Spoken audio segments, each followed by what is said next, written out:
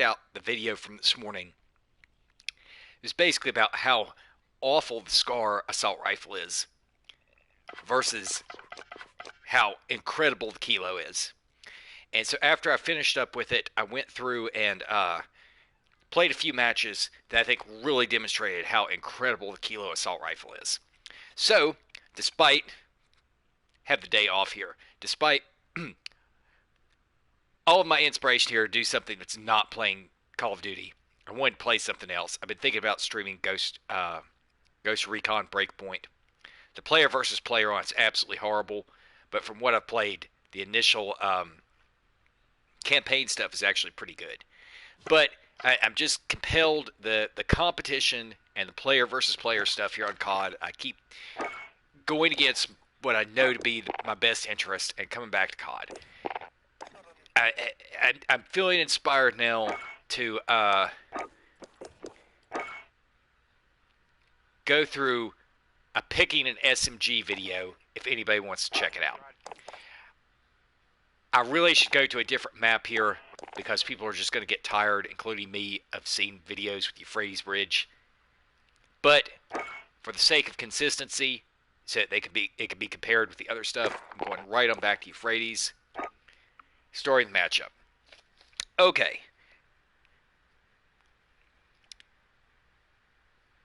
Right off the bat, question of why should I use an SMG? And the reason this is really important is that you now have really 4 different environments in this year's Call of Duty, which is just phenomenal. This is one of the best things about this year's game.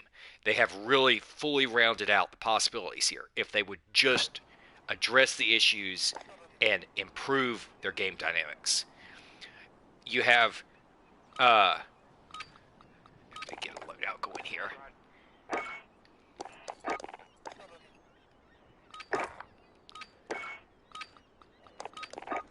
You have Team deathmatch. very close range gunfights where you have gunfight tournaments and you're doing 1v1, 2v2, 3v3 gunfights. You have your standard Call of Duty ranges, which are your core multiplayer maps. Now, on the bigger ones, you're getting out of SMG ranges, but when you're on something like Shoot House or Hackney Yard or something, all of these are ideal submachine gun ranges. And now you have Ground War, which is a mix, but you're constantly going to have environments which are long-range marksman and assault rifle and LMG ranges.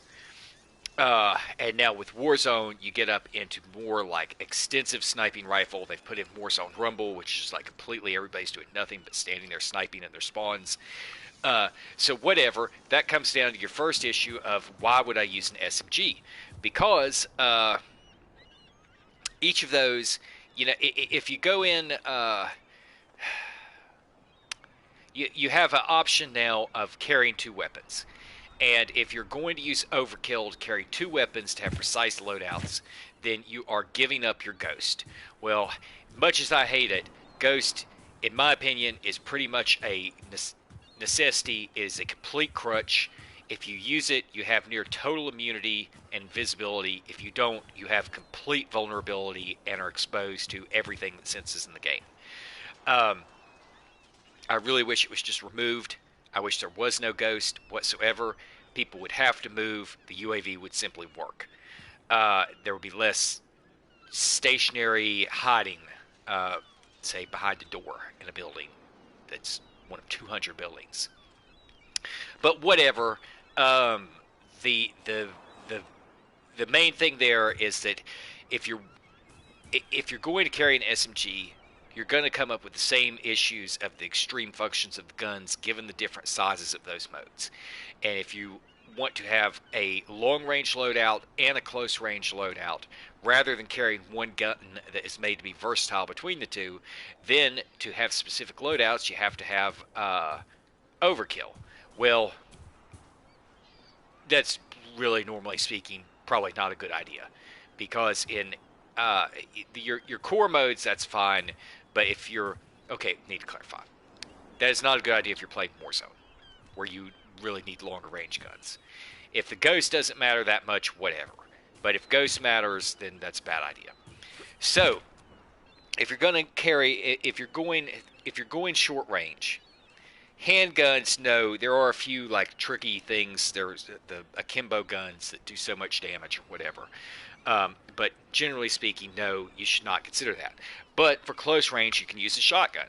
Well, if you're doing CDL stuff, the shotguns are normally banned. Uh, if you are not using CDL stuff, a shotgun is just amazingly good. Shotguns are amazingly good in Warzone. You're going to tick some people off because there's not much that will counter the shotguns. Um, they have great shotguns this year.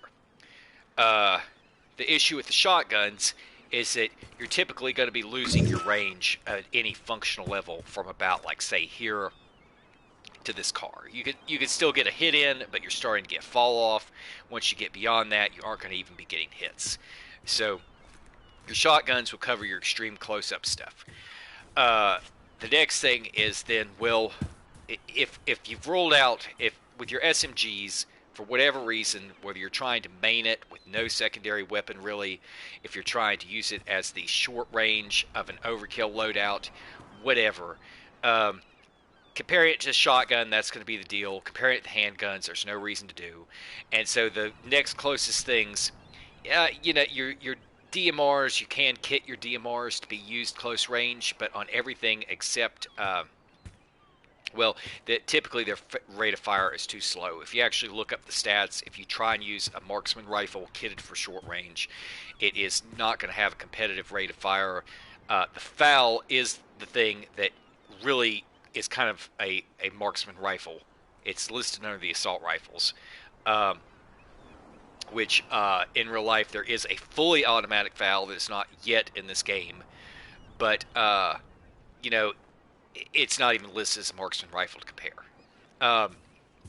So your all of your comparisons to the submachine gun, the function of a submachine gun, are going to be basically boiled down to whether you can a shotgun being OP at this level and non-functional at that level, pointing, or comparing it to assault rifles. And the thing with the assault rifles, going back to the video this morning, is that as god-awful as the SCAR is at being a long-range assault rifle, which is what it's advertised as, it makes an excellent submachine gun. It's just a matter of keeping it at the right range and kitting it the right way. Now, I can't say that it's better than the any of the regular submachine guns for their purposes, but it does do a decent submachine gun. And to that end, one of the things I do, you can also kit the Growl to be a submachine gun. You can kit the Ram to be a submachine gun. And when the Ram, in my opinion, fits under what's traditionally called a carbine at that level. Terminology, whatever. But when you get into a lower range, high rate of fire, high damage output assault rifle that can be run like this AUG that is being classified under a submachine gun, you're getting into what's typically called a carbine. They have a category called PDF or PDW. You have a category called a PDW, which is a personal defense weapon. And the PP-19 or the Bison is normally classified under that personal defense weapon kind of stuff. If you want to get in it, you have to look it up. There's all kinds of information available on the web about weapon categories and things. For decades, the go-to weapons of different military groups and the U.S. SWAT teams have been the M4 for longer range, the MP5 for shorter range, and the AUG. And the AUG being more international. So, all these guns have a real basis. And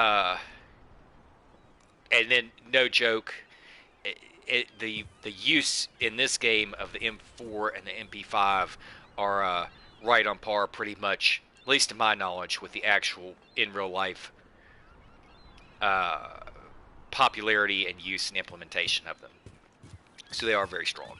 But whatever, there are assault rifles that you can kit as SMGs, and they do work really well. Um, you can do that with the AK, and they have blueprints in here that are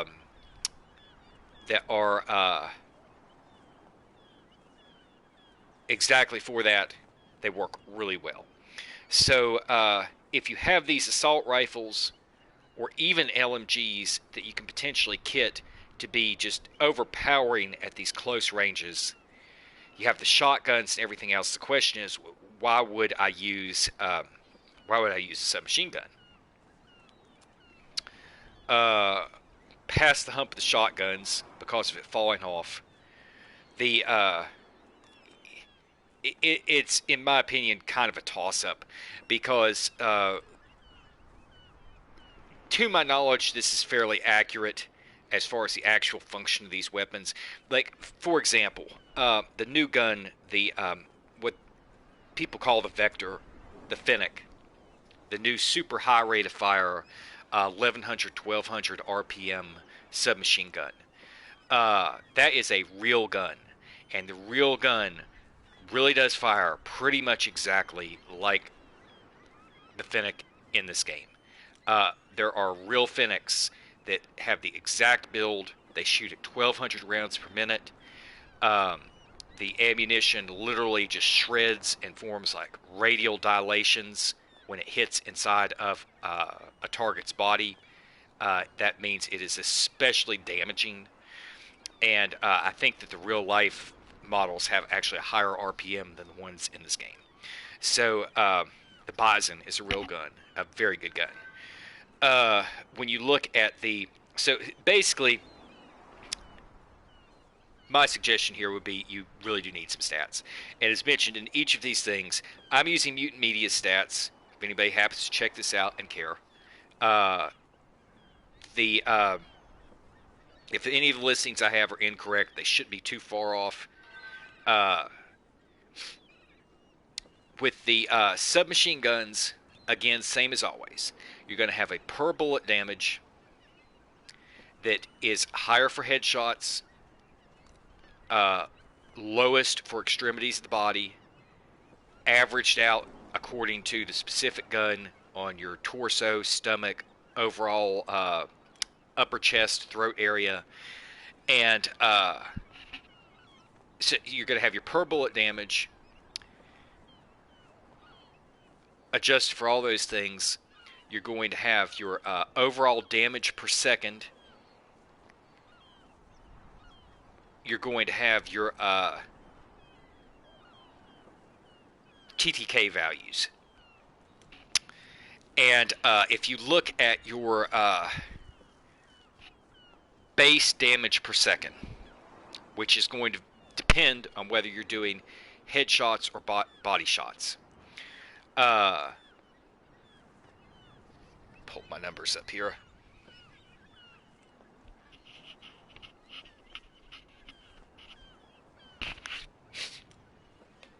I'm going to go ahead and pull the AUG up because the AUG is one of the best ones.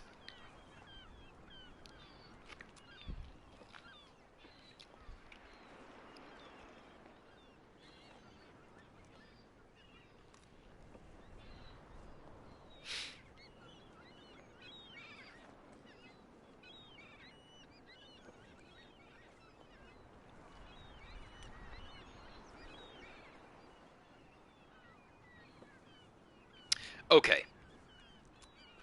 The baseline AUG is listed at a headshot damage per second of 715 and a body shot of 442. 715, 442. If you go to an AK, which is a high-powered assault rifle, you have a 560 and a 420. Without comparing both these values, the averaged out body and the headshot DPS, normally speaking, if it has that super high. Okay, if it has that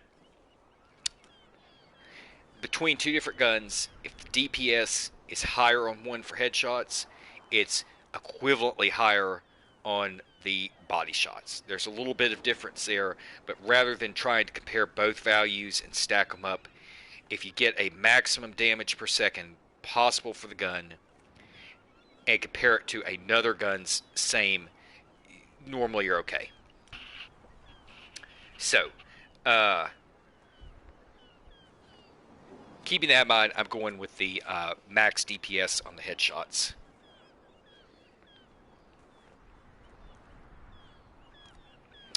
All right. So, perfect example, the AUG.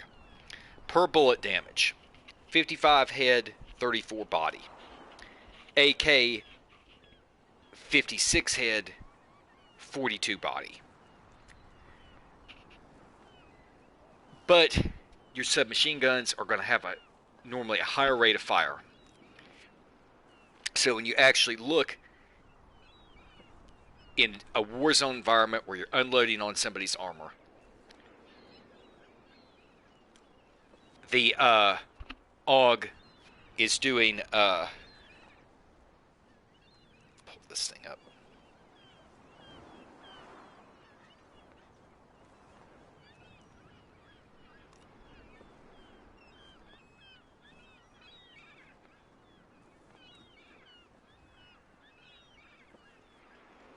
Okay, the AUG on the DPS is doing 715 on the headshots, 442 on the body shots. So you're looking at 715 versus 560. 150 going up to 200 points difference over a high damage assault rifle. And that pattern is pretty much consistent all the way down. The lowest DPS submachine gun is 550. The lowest DPS assault rifle is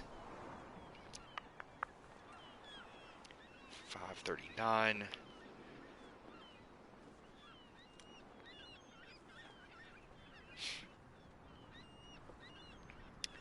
As far as I know, the lowest DPS assault rifle is the Odin, right next to the M13 at 539.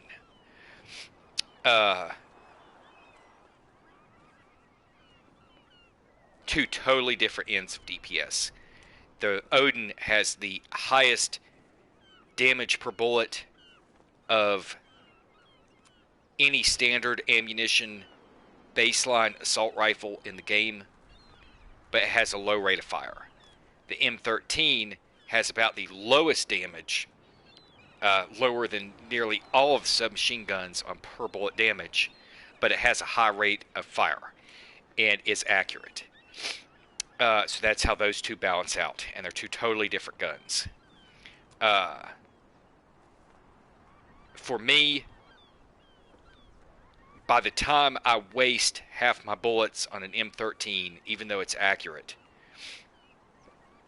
I would rather have used the Odin. I can get a much more effective kill, even though the Odin has a low damage per second due to the high per bullet damage. So back over to the submachine guns, you're going to have the same general discrepancies. You're going to have guns that have a lower per bullet damage, but a higher rate of fire, and a higher per bullet damage, vice versa.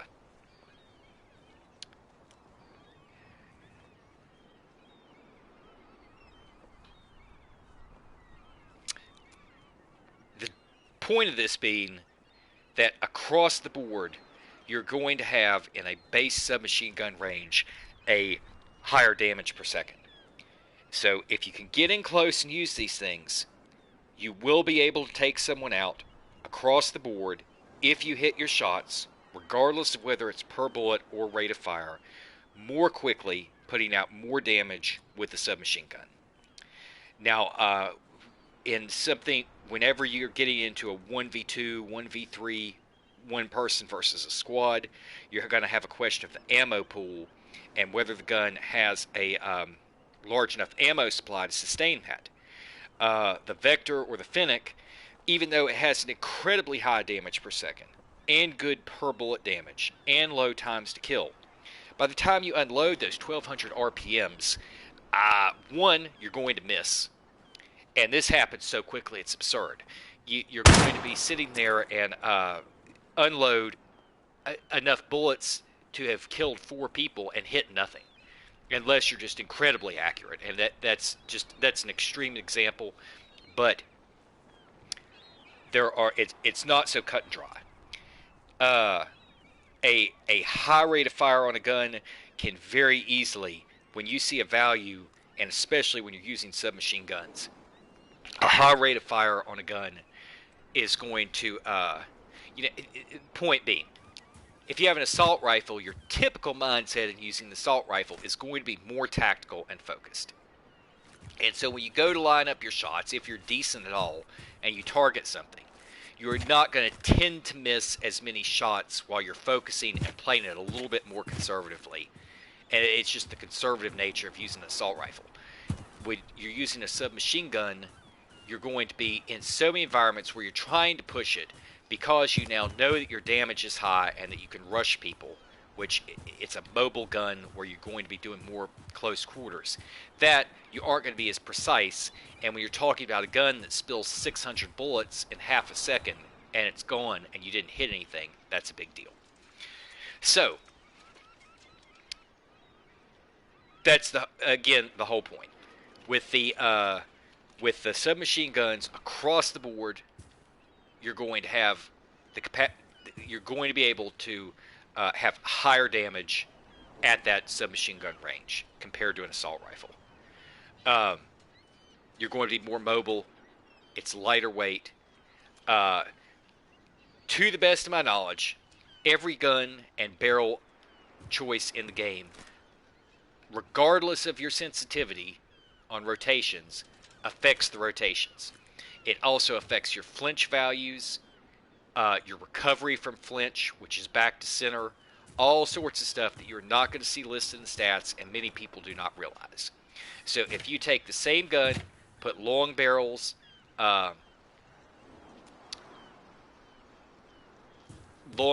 different grips and things, you are not going to have the same rotation, the same aim assist, the same recovery from flinch damage, all sorts of stuff. For example, with the longer barrels, they changed the hip fire versus the shorter barrels, which is not in the stats. And that means that if you have a longer barrel that's taking longer to rotate, and it's having a harder time recovering back to center, and the aim assist is going to be different, plus the hip fire box is now bigger, your longer barrel under fire has just totally thrown you off. So, stuff that is not in the stats to keep in mind.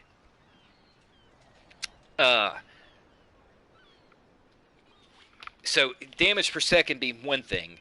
What if you are not dealing with armor and you're in a standard multiplayer mode where the TTK values are so predominant? Well, look at the TTK. Gonna just focus on the headshot TTKs. Your lowest headshot TTK in the submachine guns is the baseline AUG. Less than a tenth of a second. 0.080. The next one up is the Bison at 0.091. So, getting in close, you aim right at someone's head with one of these guns, given the damage per bullet, the rate of fire, you have less than a tenth of a second for someone to be dead. It's nearly instantaneous. If you go over to the assault rifles, you do have assault rifles that can directly compete with that. None of them go down to that 0.08 of the AUG, other than the ones that can compete with the AUG, the only ones that compete with the AUG, are the submachine gun kitted 5.45 ammo AK, the special 10 round mags on the Galil, which can kill in multiplayer at 100 health in one shot to the head, or at least they could at the time I had these stats. The FAMAS, the burst, the 3-round burst, which will kill in nearly half the time of the AUG to the head. Again, just virtually, it's just instantaneous. Or possibly the M4 SOCOM rounds to the head, because they do 72 per bullet. Those SOCOM rounds are really not very good, though. Outside of that, looking at the head values on the SMGs.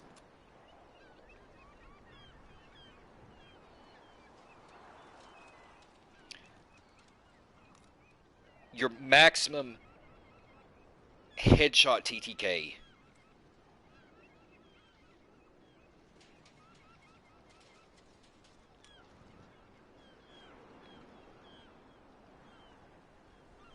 is actually the opposite ammo conversion kit on the AUG, 0.182.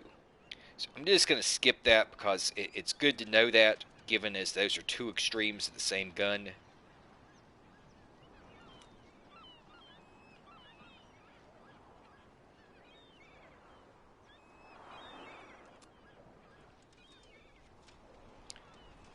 The next one up is okay, and this is the only other one that's that high. So I'm going to skip the 5.56 on the AUG. Actually, I need to double check that in case they've changed it.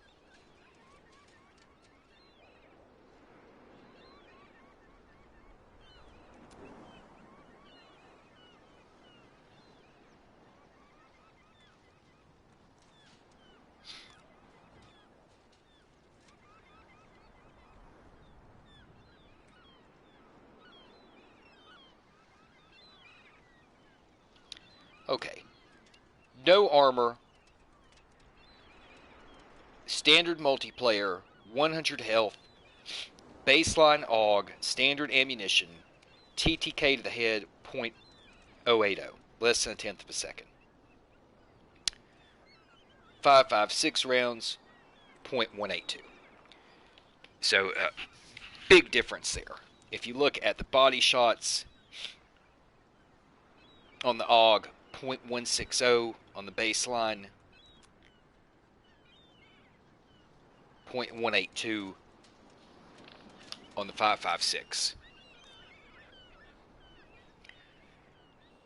So, going to just skip that for now, and the point of 5.56 ammo on that. That's the most extreme case of the SMGs.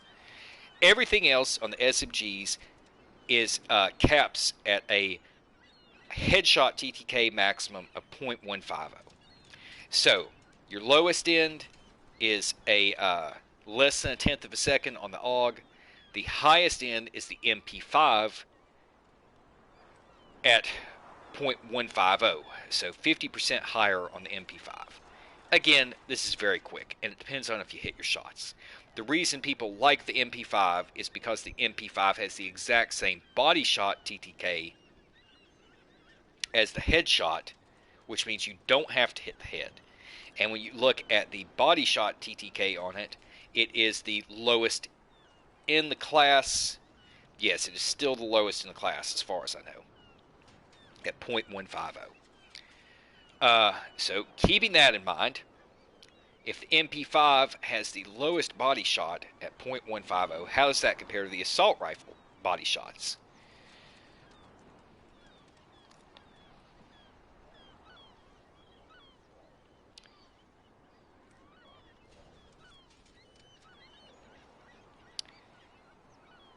That beats out nearly everything in the book. The only assault rifle that can kill with that kind of body damage is the Odin, which beats it at .146. The FAMAS Burst, which in the regular no armor will kill in less than a tenth to the body. The Foul, which will kill in .124, it still beats the MP5. The ammo conversion kit on the M4 that puts it on the non. No, not even going to mention that one. Doesn't matter either. So, back to why I use an SMG. Take the headshots out of the picture, not worrying too much about the armor. As far as the armor goes, again, your damage per second as a cross-class function is going to be higher on every single SMG than nearly every single assault rifle. There are next to no exceptions. You're going to be doing better with SMGs. The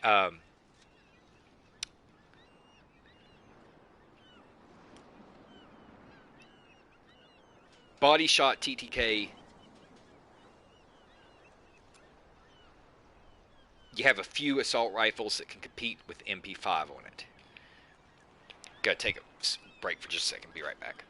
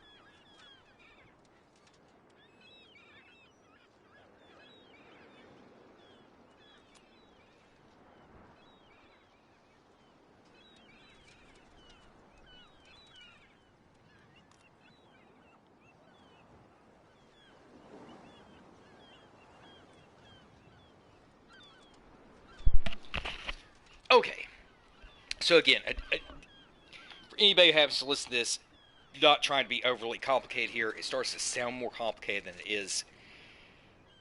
Point of this is why use an SMG, and as a general rule, you're going to, within range, be overpowering nearly all of the assault rifles. And on your damage per second, your standard AUG on headshots, and as I was saying, this generally proportionally carries over to body shots as well, is going to beat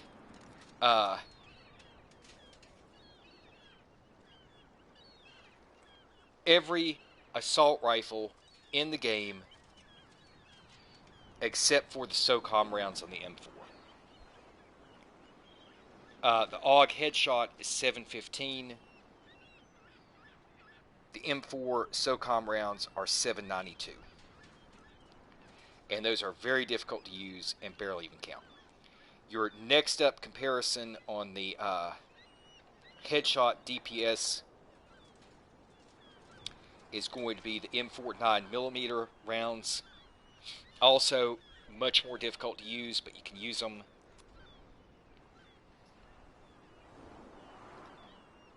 At 680. Your next up past those on the assault rifles is the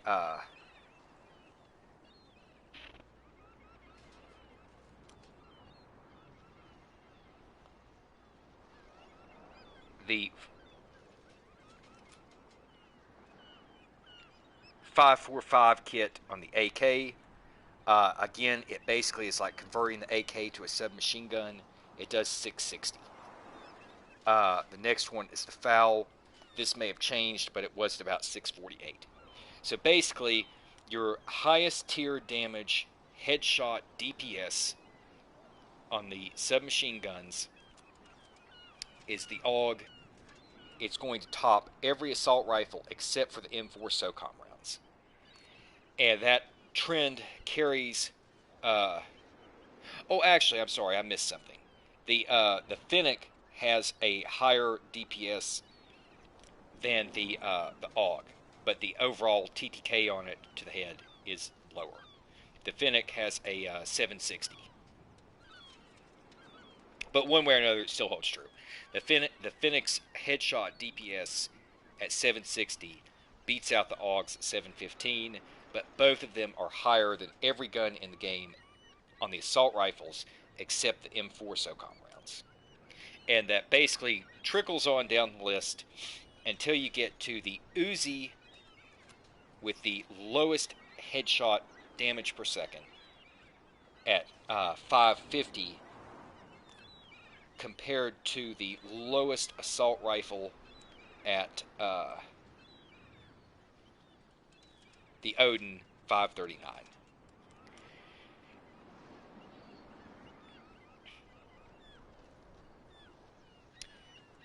Back to it again on your headshot TTK, your AUG at .080 is the lowest in the entire class. The next one up is the Bison, that .080 at less than a tenth of a second.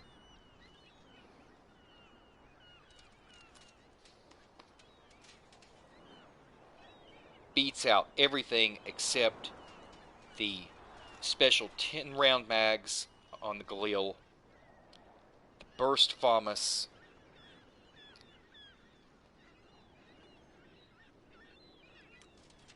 and that's it. Burst FAMAS and the 10-round mags. The only things that hang close to it are the baseline Galil, the 2 AK kits, ammo kits, the baseline, and the 545. So, same general picture. Getting over to the body shot TTK, your submachine gun lowest body shot TTK is .150 on the MP5. That is not missed by very much at all with the baseline AUG or the Fennec. At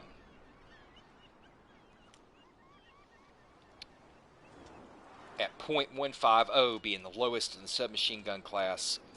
If you look over to the assault rifles, the one that can actually beat that is the Odin, the FAMAS without the armor. The burst on the FAMAS can kill in less than a tenth of a second to the body, but as soon as you throw the armor in, the delay between the bursts is going to totally mess all that up. Using the FAMAS FR 556 burst in Warzone is miserable. Okay, so again, compared the DPS between the two classes, compared the headshot TTK between the two classes, and now I'm looking at the body shot TTK, which is very important. That's why the MP5 is as popular as it is. And with that .150 being the lowest in the submachine gun class, the assault rifles that can compete are the Odin, which beats it, the FAMAS no armor, which beats it, the FOW, which under any situation beats it at .124.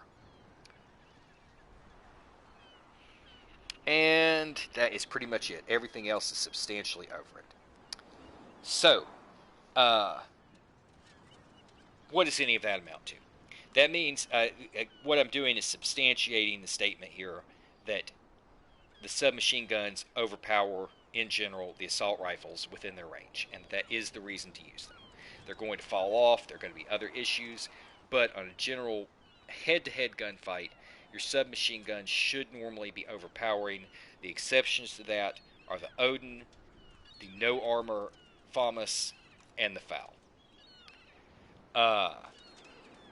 Your damage, if you get in close, should be higher on the submachine guns. That leads to this issue then of, for example, with the Odin, it has this incredible time to kill, but its damage per second is so low. And that's because it has that low fire rate, but the super high maximum per bullet damage. And in effective use, it really works. Well, what about the submachine guns? Are all these values useless if the per bullet damage is high? If you look at the per bullet damage on these, the maximums are there's a special case here, the Striker Hollow Point. That is perfectly good in multiplayer matches, absolutely horrible in Warzone. The burst delay versus the armor and everything, the limited ammo supply, essentially useless. So I'm going to skip the hollow point rounds on that and just go with the basics on everything else. The per bullet damage on the submachine guns is at max with the Uzi, the Striker, the Bison, and the AUG.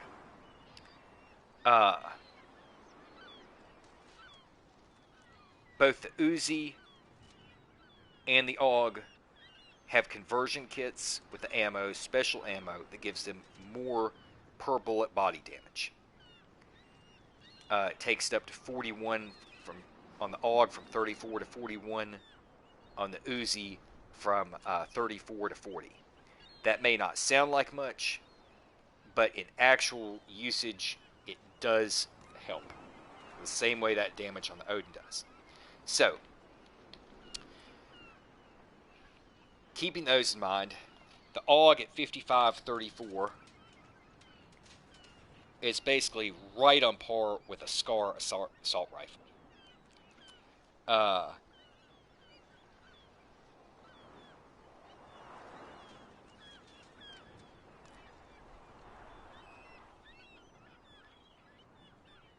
It is not too far off from an AK. The AK has a 56-42. The SCAR has a 56-35. And on the AUG, you're looking at a 55-34. With the kit, it takes it to 49-41. The Uzi, again, same numbers. It's right on par with the SCAR, the AK,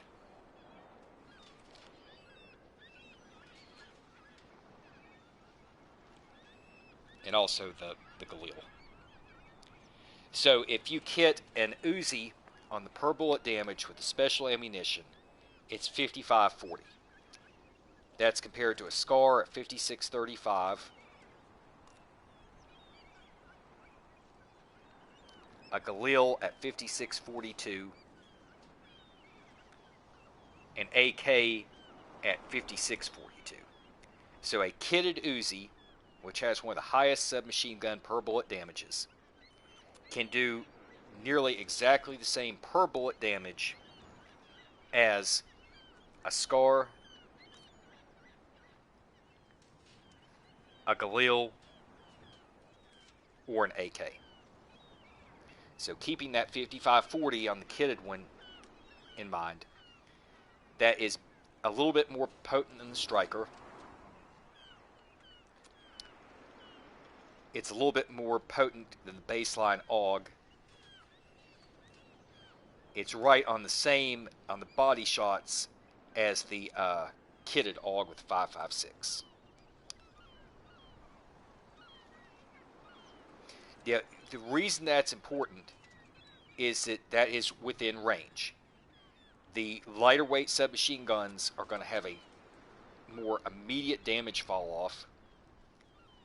It's possibly going to go down in several tiers compared to the assault rifle, and at each of the sequential tiers, it's going to drop off even more than the assault rifles would. So that basically amounts to a curve of damage fall off way ahead of the standard assault rifles. So, recapping again of why I use an SMG. Across class, higher DPS within range. Across class, normally lower TTKs in both categories. And on the per bullet damage, several guns that on per bullet can be unclassed with the highest tier assault rifles. The only guns in here that are going to consistently beat on per bullet damage, the submachine guns, are the FAL, the FAMAS, and the Odin.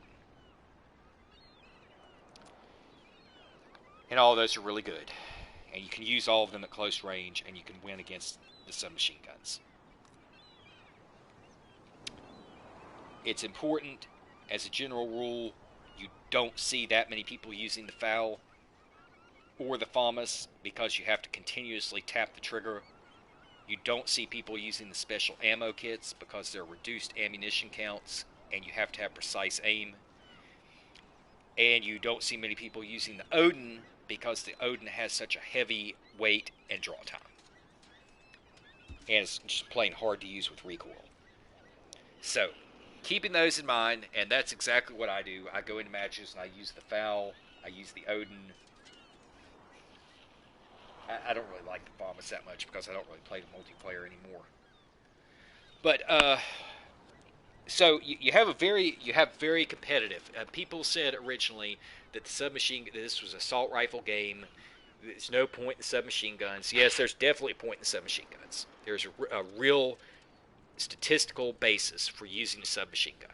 In range, you can top nearly all of the assault rifles and be mobile. You just have to keep it within range, which is the point. So, back to it. Take the Uzi, for example.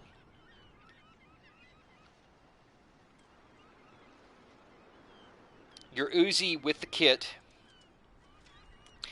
even without the kit, the Uzi without the kit has the per bullet damage of a SCAR. It has nearly the same DPS, 550 versus a SCAR 560.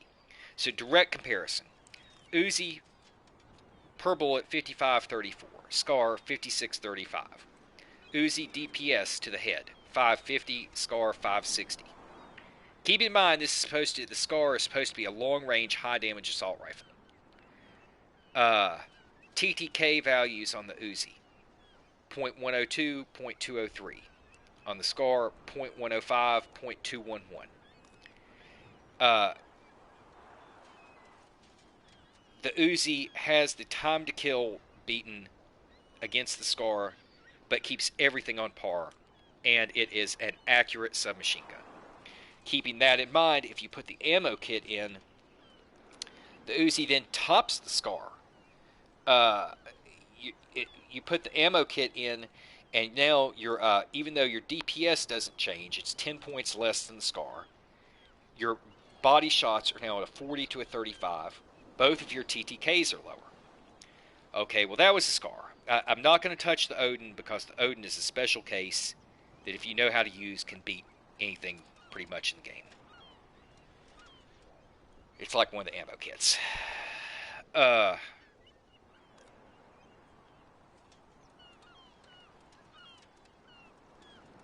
Skipping over the Odin here for a minute. I'm going to skip the FAMAS, the FAL, and the Odin. Comparing the Uzi to an AK.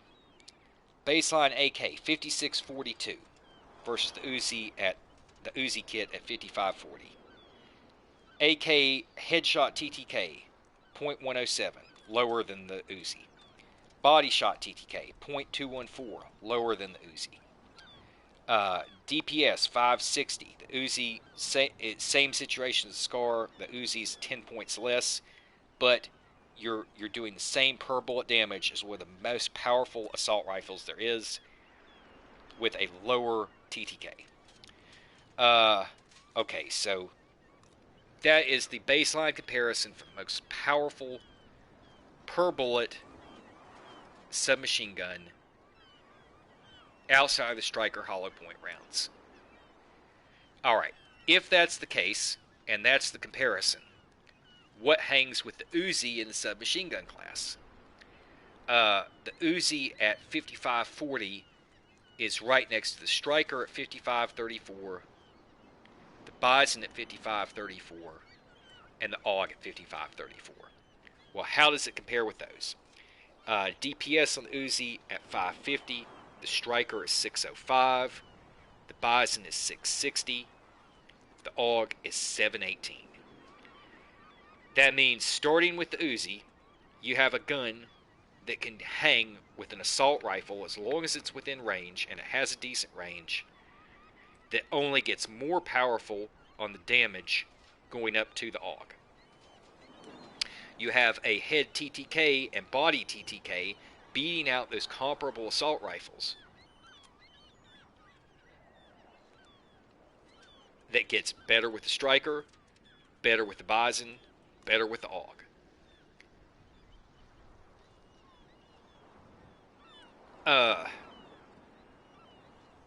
So, if this is the case, then what's the drawback? What is the problem here? Because these things are normally going to have a quicker ADS, a lower sprint to fire, a quicker reload time.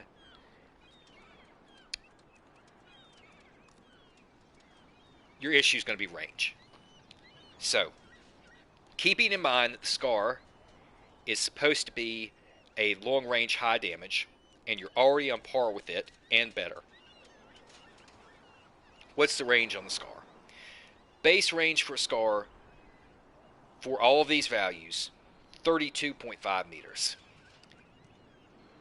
That amounts to right at around 100 feet. It has one damage drop off beyond that. This is why it's considered a long-range high damage, where it does next to no drop off until whatever is going on in Warzone. Let's see if I have any stats for Warzone. Let's see. Scar damage fall-offs. I don't have values for a second drop-off or third range for a Scar. The base range is that roughly 100 feet. After that, what I have, probably to at least twice that, 200, going up to 200 feet, or about maybe 70 meters or so, it has next to no damage drop-off. So, whichever, that comes into play, and it's the whole basis of using the submachine gun. But there's not really much reason to worry about that unless you're really trying to specialize with the submachine guns. You could pick up any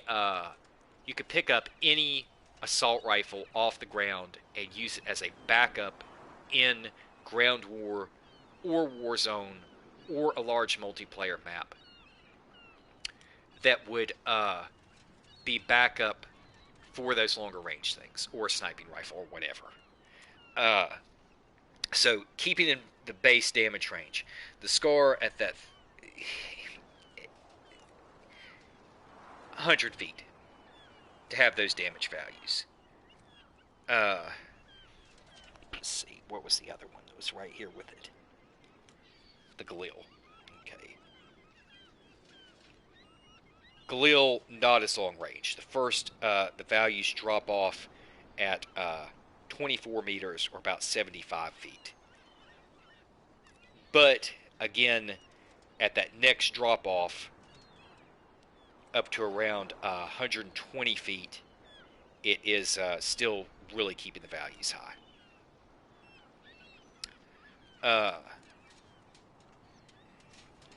Look here on the game. So you're basically looking at, with two of the most powerful assault rifles in the game, and the values with these SMGs being on par, a distance of about 100 feet. So, wish I had a ping in here that I could get to the meters. Do I have anything that I can reliably get meters here with? I just don't. Okay.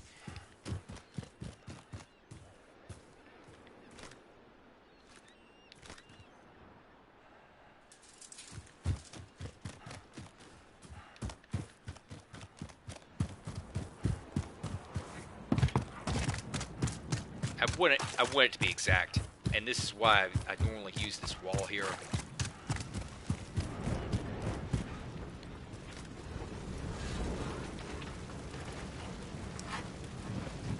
I am thinking that that should be right about in there, but I'll have to get I have to get a way to ping it or something. I've got to figure out what I can do for the meters.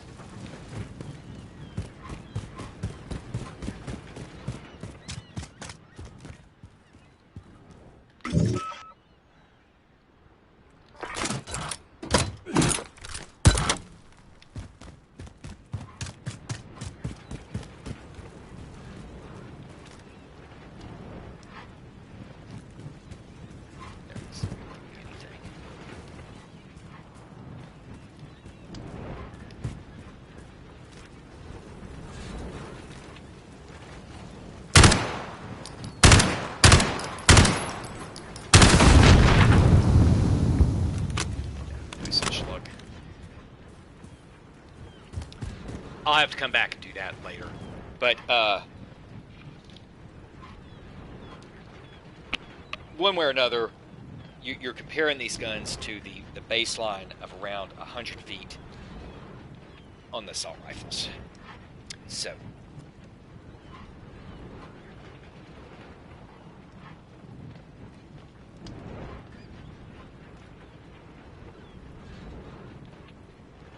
going to the Uzi.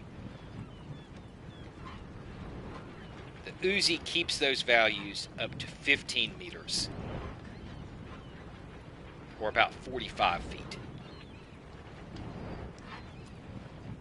After that, it drops off substantially. The 55-34 that are on par with the SCAR are dropping down to 40-25. So, at less than half the range of those comparable assault rifles,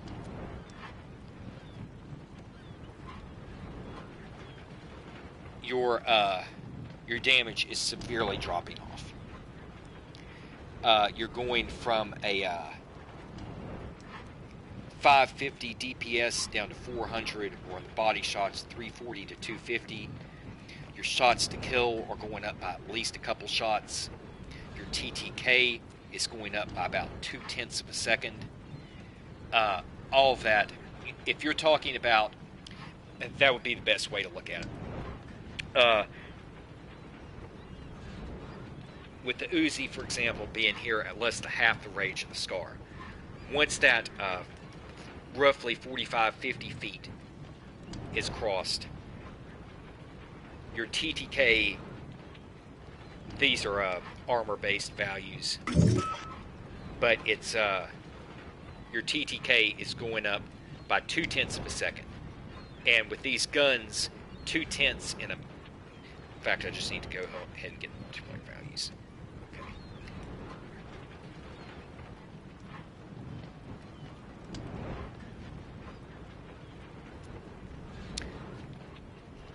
Standard multiplayer, no armor. Uzi at 45 feet is having the same per bullet drop off. Your TTK is going up by 1/10 of a second, roughly 1/10 of a second to head or to body. That 1/10 of a second versus one of the assault rifles is nearly time for one of them to kill you. So your difference there does matter against the assault rifle. Okay, keeping that in mind with the Uzi as an example. Uzi base range is that half of the scar. Bison base range, same thing. 15 meters. After 15 meters, has that same basic extreme drop-off. Goes to 40, 25. Exact same as the Uzi. The AUG drop-off, AUG range, the base range on the AUG is actually lower than either of the two.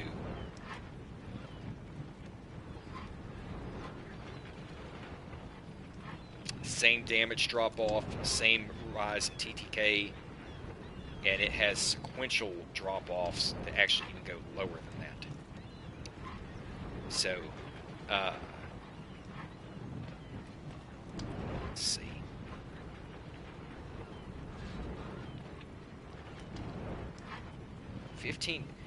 Okay. Uzi at roughly 50 to 75 feet drops down to 40, 25. Bison at 50 to 75 feet, 40, 25.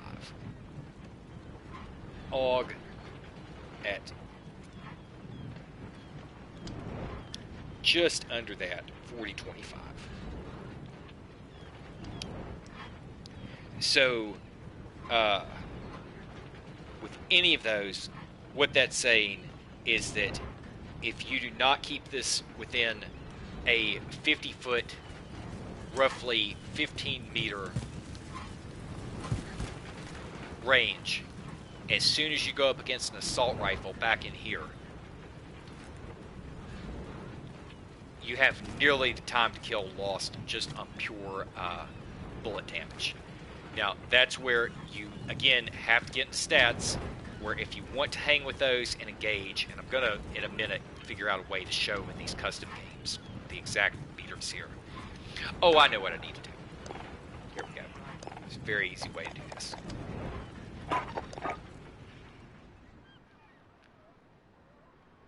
Stand down, it's a deadlock. Anybody happens to be watching this at some point, this is actually really important. It is not just some drawn out reason to sit here. This value here is going to be really important. Way to do that is to set this to domination.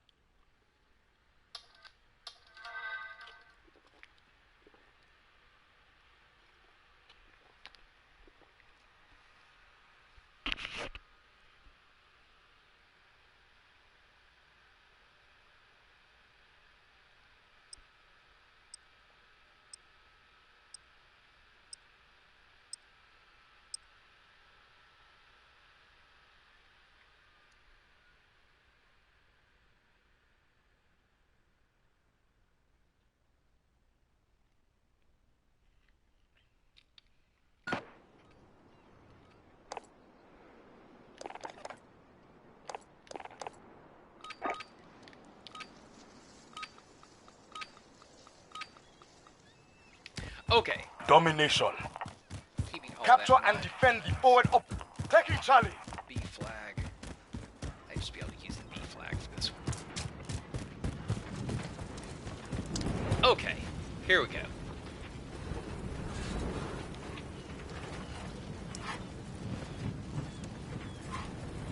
Uzi running right on par, beating out the Scar in most important ways. The Scar base range being 32.5 meters to have those values and everything dropping off after that.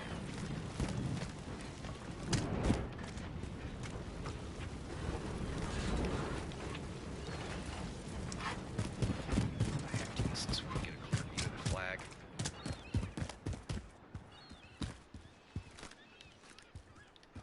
Oh my goodness, they're just not going to make this easy. View the flag on here.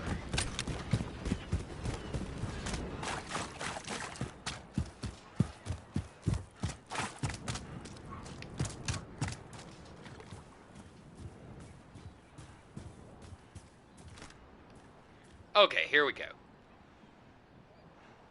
Back it up one more point. This is the SCAR damage range. The baseline for a high damage, long range assault rifle, 32.5 meters. That's the SCAR. That means that if I was to take the SCAR on head to head with this AUG,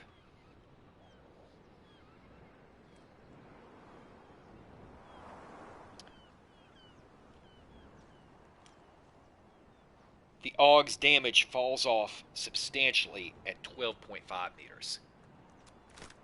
Right here, head to head, I should be, if shots are hitting, losing that fight. This is about 100 feet.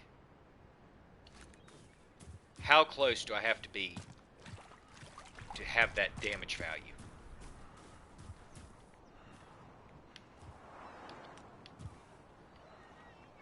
Right here. This is the functional damage range. The AUG has the... I'm really surprised. I did not realize the numbers were this low on the AUG.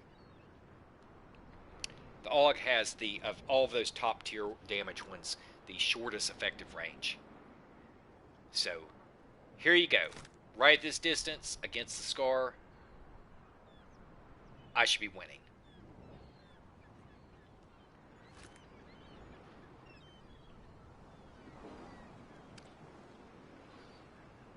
Uzi effective range, 15 meters. Nothing you're going to notice in a million years. Bison effective range, 15 meters. Striker should be the long range one. Striker goes up to 22.5.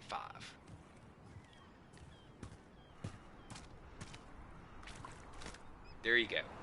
Effective range on a Striker.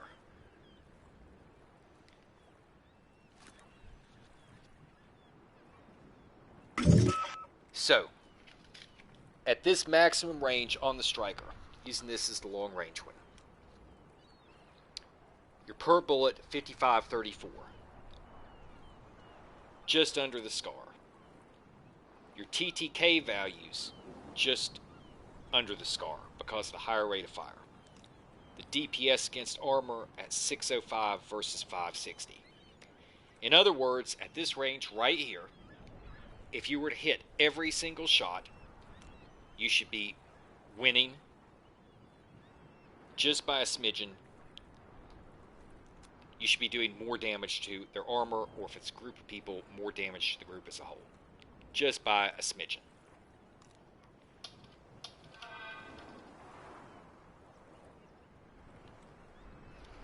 If you go back to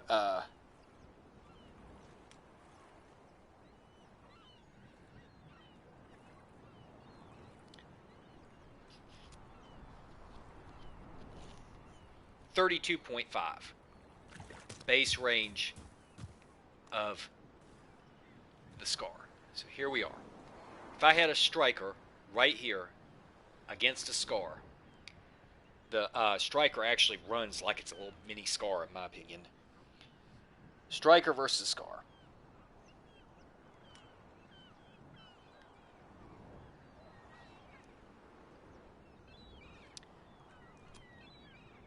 Striker secondary damage range 22.5 to 40.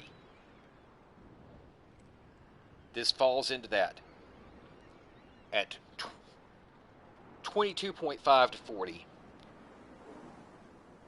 The TTK on the head goes to 0.2, the body to 0.3.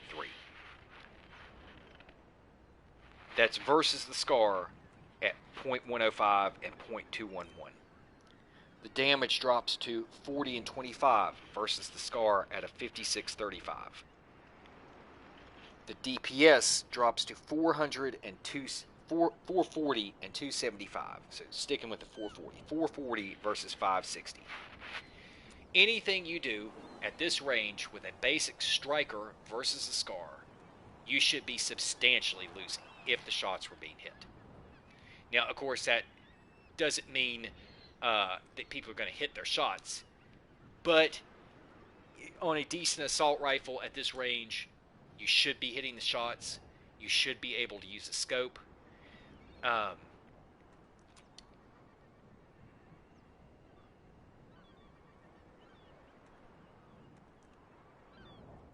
So I'm going to look at those two ranges again.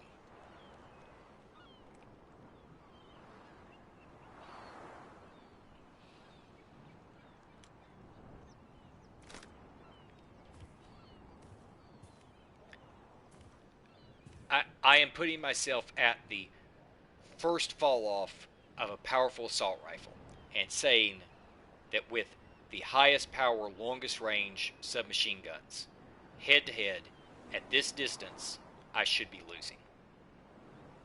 So at what range do I have to get to win with the longest range submachine guns against that?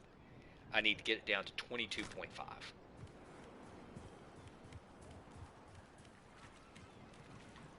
Right here. So this is pretty close. And you're going to see people in all sorts of ranges and stuff. Just, you're going to see people just all over the place trying to use submachine guns out of this range. And again, it's going to come down to whether you can hit your shots. But in a direct head-to-head, especially at somebody pre-aiming or something, you have to be this close to hang. Now, once you start moving in here, depending on the submachine guns, you should win. So here is the distance. Right here. Standard long-range assault rifle versus you. Once you cross over this window right here, you should be able to win with most of the submachine guns.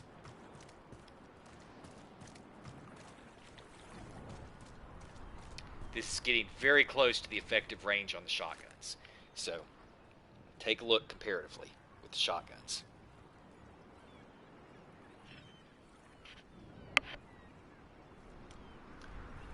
Find the longest range shotgun.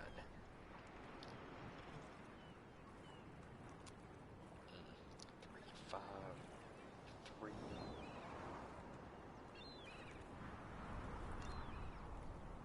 2.5.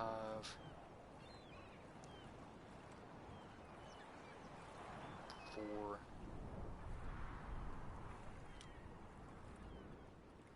2.5. 3. Yeah, the shotguns are basically listed much closer for the full damage range. You can normally get about here, about half that. So that's a whole other thing. But point here is this distance right here is where you should start to cross over and win with your submachine guns against any normal assault rifle outside of FAL, the FAMAS, a special ammo kit, or a Odin. Okay. How far was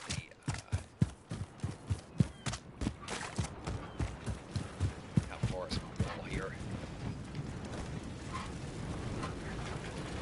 52 meters minus 30 meters. So this distance right here is about 22 meters. 22 meters is the right at 75 feet.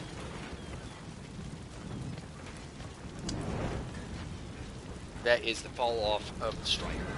So this right here, this wall, is the longest range submachine guns full damage range. Alright, be right back.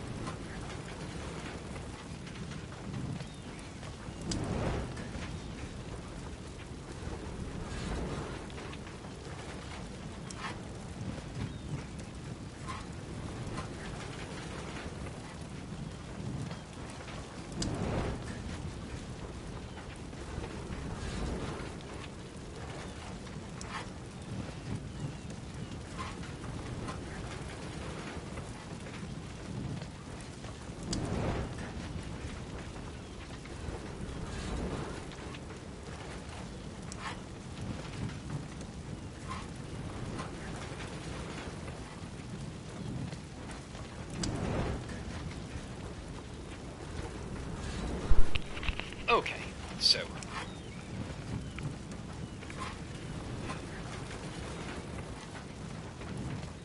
all right. Now again, don't mean to confuse anybody. My actual loadout here is the AUG. I'm talking about the Striker because the Striker has such a long damage range for the SMGs. Just for the sake of comparison. But this right here being the maximum damage range to this wall of the Striker and all the other submachine guns, to my knowledge, falling off after that. Striker was 22.5. The Bison was 15. The AUG is 12.5. Okay, so what is the effective range, given as those are the powerful submachine guns?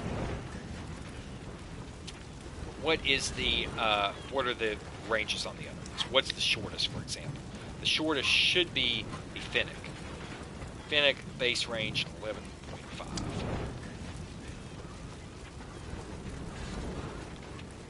Nope, it's actually the MP5.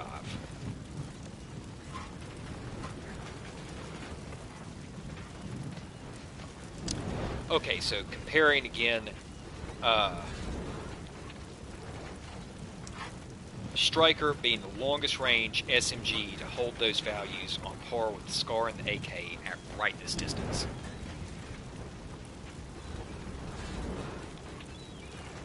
The Striker holds the range right here at 22.5. Next up is the Uzi at 15. So I need to take off 7 meters. Take this down to 44. Uzi range. Uzi is at 15. There's some other ones right at 15 in here.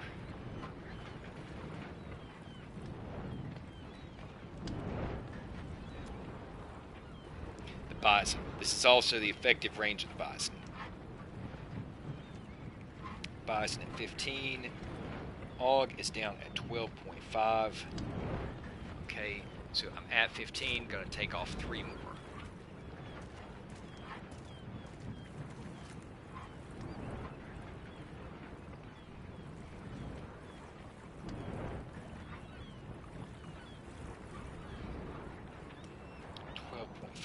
AUG, 12.5 on the MP7. This is the same as the MP7. The Fennec is a meter closer.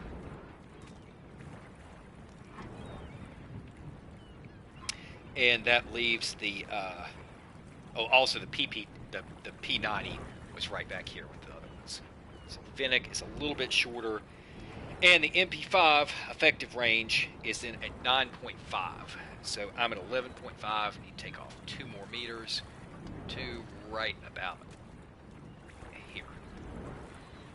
So anytime you hear these values, and this is how I was doing this, the effective range of the MP5 as the lowest of the SMGs. Okay. This is my standard testing distance. If you look at the flag over here, you are at,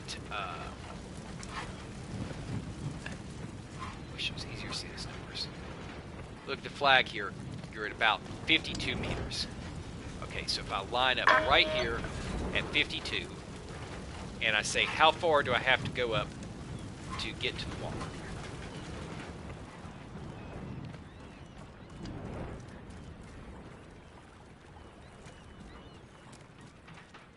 Now at 32, that is 20 meters standing right at that that spot up there.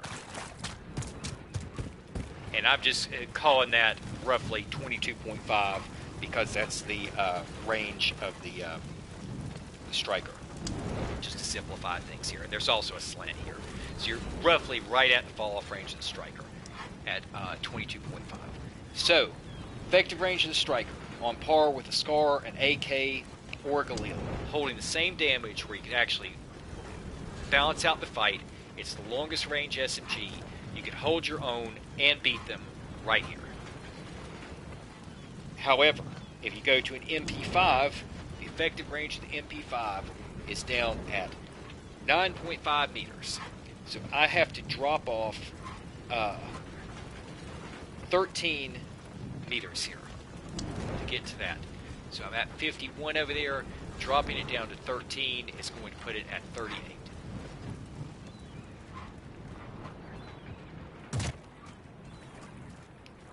Okay, in other words, to get the MP5 to have the effective stats that everybody is basing their use of it off of, to actually get the value of that gun in a head-to-head conflict, you need to be this close.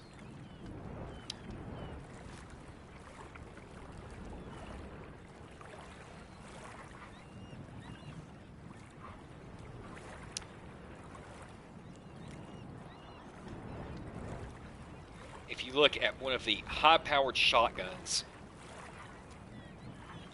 pick the R90. R90. No armor. One shot to the body at 2.5 meters. What are the fall-off ranges? If you take it into this exact range,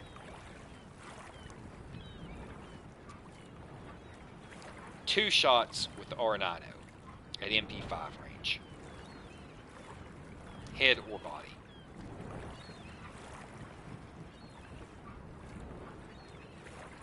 Two shots with the Origin 12, head or body.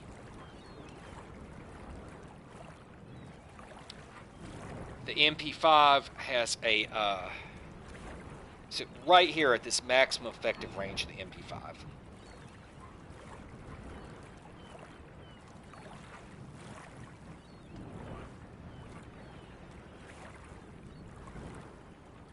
R90, two shots, time to kill substantially higher than the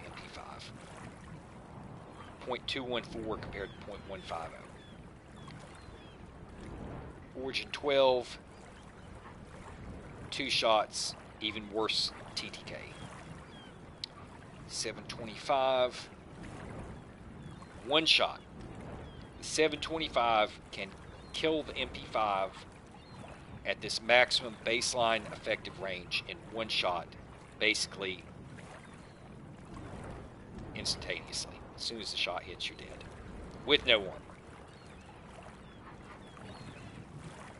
VLK Rogue, two shots.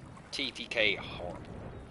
I don't know that I've ever used VLK Rogue, whatever the hell that is. Model 680, one shot.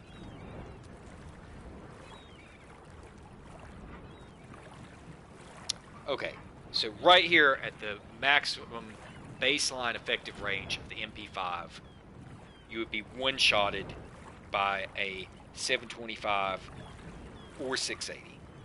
As soon as you go to the other shotguns, you are going to, they should lose if you hit your shots. The 12 gauge barrel attachment at this range,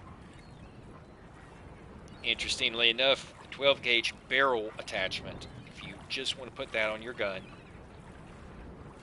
against no armor, should one-shot you at this range without having to carry a shotgun. The 12 gauge barrel attachment apparently does 136 damage to the head or body. The 725 does 206 and 166, way outperforming it. The 680 does 300 and 208. So your 680 is far more powerful, but if you aren't going against armor, you can go with a 12 gauge underbarrel, a 725 or a 680 and take out the MP5. So, you know, not to tell people what to do, but if you're having problems with somebody taking you out constantly with an MP5, if you are in Warzone, oh my goodness, just the other day I was in Warzone, running through some buildings, had no indication anybody was in the place. I'm trying to collect some stuff. Nobody has time to check every single beeping corner and stairway. You don't hear anything, you don't think anybody's there, nothing's showing up on anything.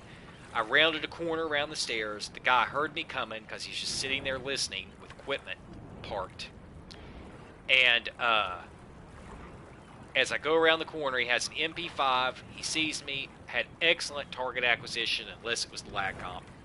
Locked right onto me and just insta-melted me with the MP5. That that tenth and a half of a second, .150. I'm dead. I had no chance to do anything. I didn't even know he was there. I'm just, my head blown off. In such a circumstance, he had a clear advantage there, but when you're rounding a corner in any game mode whatsoever, they're going to have a hard time hitting you in the head. And again, it's right back to the point. This is actually important. The MP5 has the lowest body TTK of any of the submachine guns. That is going to top, outside of a few special case assault rifles, their body shot TTK at the same range. It's going to, that's the whole point of it. The whole point of it is that guy who was sitting on top of the stairs obliterating me with it, unexpectedly. So, what can you do about it? In any game mode where you are going around a corner and here's somebody with a gun that they don't need to hit a headshot to beat nearly every gun in the game with the MP5, what can you do? Well, this is that effective range. First off, you would have to not get into that range. Well, you run around a corner with buildings, what you supposed to do?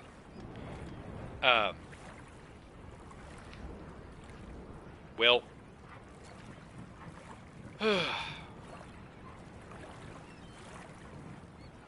you know, I'm just not even going to go into that, but I've already said enough in this. If you look up your stats, you can find the special cases of assault rifles that could handle that by being kitted properly. Because with the assault rifle, you're normally going to have, like I said, a higher ADS, a heavier weapon, a decreased mobility, depending on the barrel, a difference in aim rotation, and getting onto aim assist. But those are all special cases, and not going to explain that to anybody. You can look it up for yourself. With your submachine guns, that effectively means that with it having the lowest body shot, if you come into this range versus an MP5 and they hit every shot, they're going to win. This is exactly why the MP5 is as popular as it is. It's effectively a fully auto shotgun if you hit your shots. So, what can you do about it? Well, for me, I hate this whole scenario to begin with because I feel that this is just completely handicapped. I do not ever want to have my primary gun being something that I cannot acquire a target at the distance of that flag or, say, back over here. And this gun falls apart at that compared to that other things. I have an AUG, but oh my goodness, I gotta stop confusing people. I'm gonna switch this over to the MP5 just for the sake of I don't want to confuse people on this dumb video. MP5.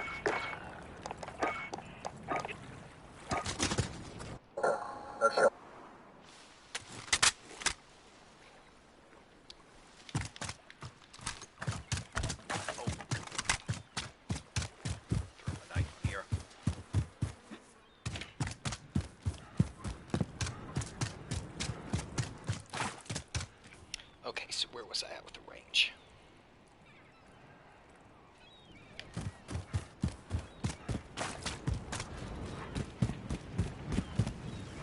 Okay, I had this at 22.5 from the wall. And I need to get it down 13 meters. So that's going to take that down to 38.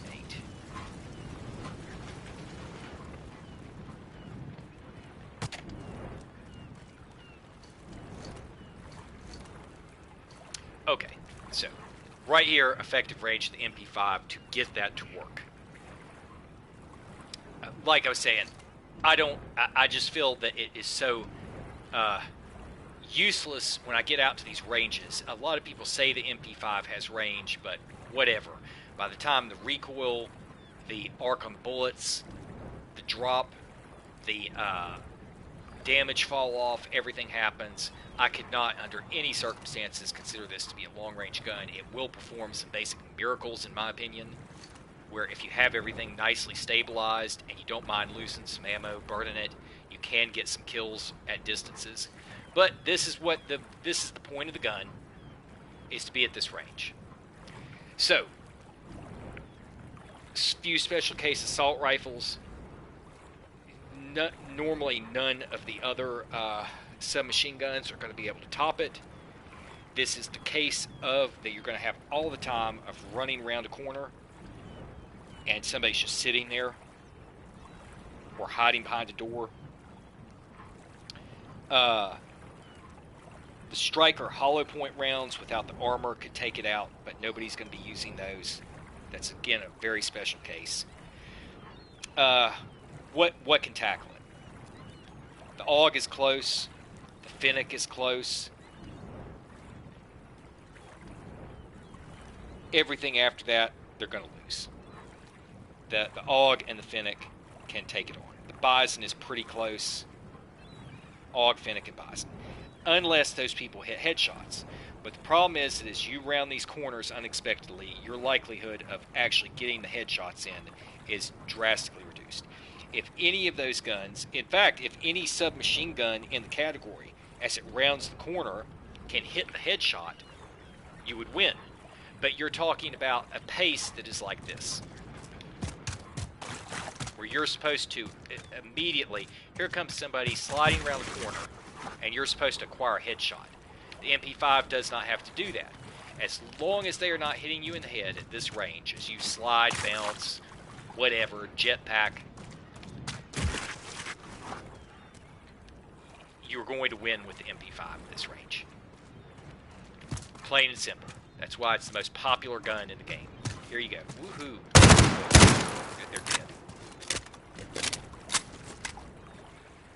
dead. If they luckily managed to hit you in the head from anywhere at that point, that's fine, but that is not the point. The point is you're talking about unexpected conflicts around the corner. So, the AUG, if they miss a few shots, can hang. The Fennec can hang, but the discharge RPM on that, you're going to miss. The Bison can almost hang, but I don't know what the deal with Bison is. I think it's the aim stability on it because it doesn't have the foregrip. It's like it just becomes hard to get actual shots to land. It's so weird. The Bison is one of these guns that feels like in certain matches it just does not get hit registration. It is an incredible gun. I have gone on my absolute longest streaks with the Bison, but it does in certain matches just feel like it's stuck in silly putty for some reason, and it shouldn't be, and I don't know why. But the Bison could almost hang outside of all that. Well, what can you do then? Because all of that is very, very much based on you actually being able to hit them. If they're aggressing, they know where you are. They slide around the corner with an MP5, and you don't, and you're carrying one of these other guns that's already at a disadvantage, you're going to lose. And they do all the time. And that's why all the pros are kitted with MP5s and M4s. In Warzone, now they're kitted with Growls. But what can you do when you're rounding that corner? Okay, so enter the shotguns.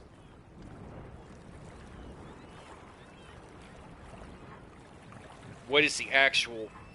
If the body shot, no armor on an MP5 is .15, your 680 right here, boom, they're dead. Your 725 right here, boom, they're dead. One shot kill at this range on either of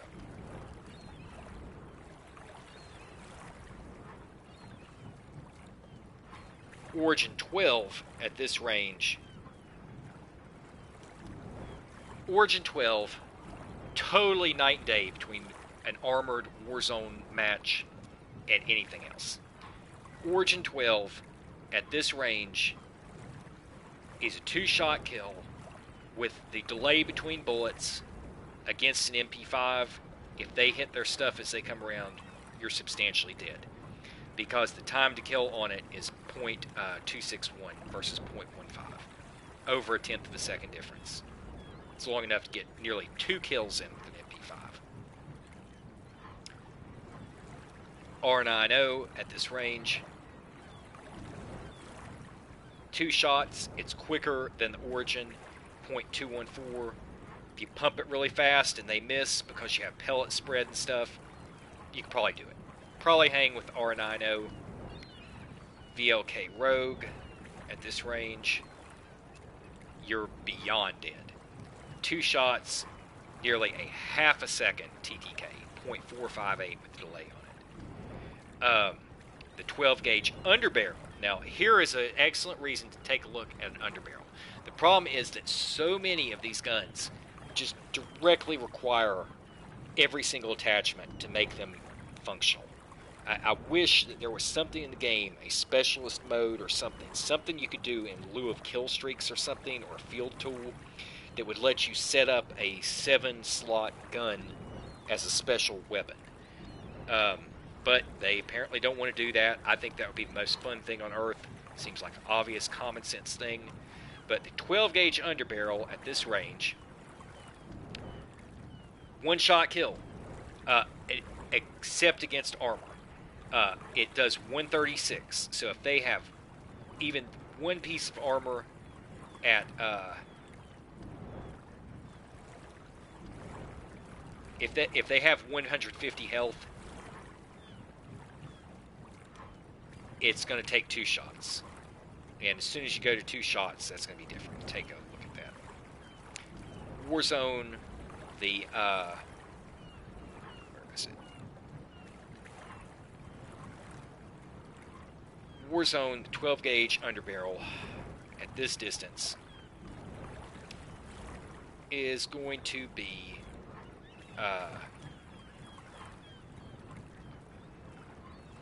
2 shots at .462 TTK. 2 shots, .462.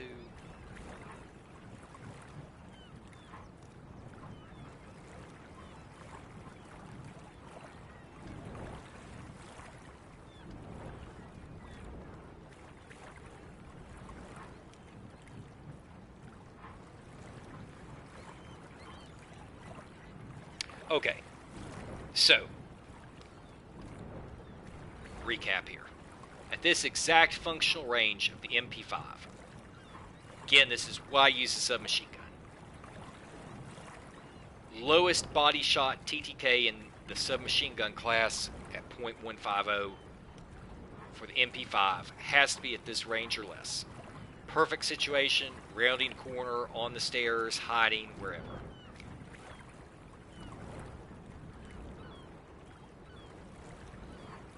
Your shotguns are the alternative. They're the counter to it. The 680, the 725, or the 12 gauge underbarrel attachment can take this out in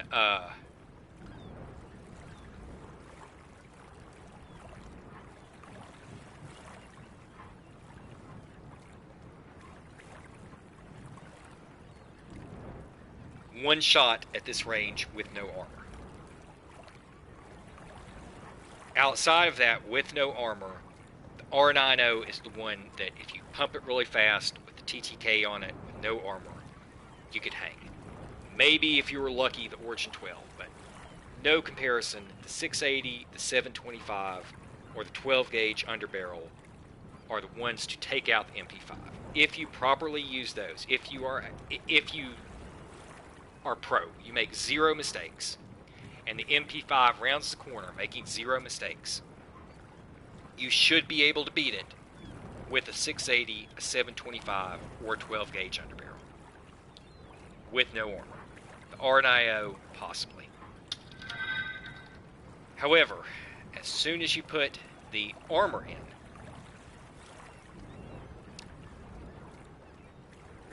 you have to look at the TTK with armor. The MP5 at this range, the TTK against a full 250 health person. So you're in Warzone, you catch somebody unexpectedly, you've honed in on them to this range.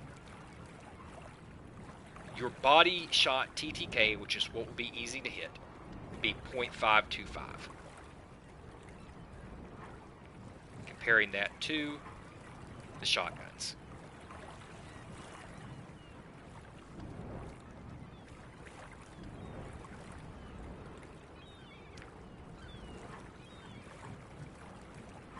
.680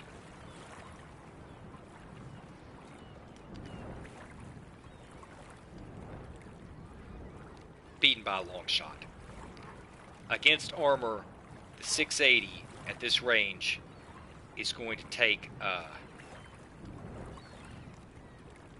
3 shots over 3 times the time to kill of the MP5. The 725 against full armor at this range, 3 shots. The time to kill is well over the MP5, but it's going to be easier to hit. The TTK on it is .779. So you stand a chance, but if the person with the MP5 is skilled to hit their shots, you're going to lose.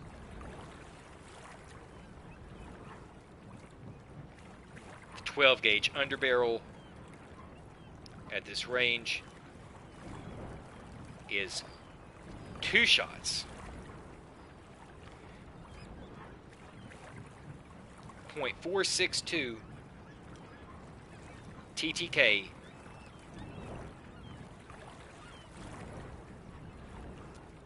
Wow, I cannot believe that they put that in here. I've got to make sure this is correct. 136, 136. 206, 166, but it's the fall off. It's the range. At the 725 at this range is doing 101 per shot. The 680 at this range is doing 101 per shot. Underbarrel at this range is doing 136 per shot.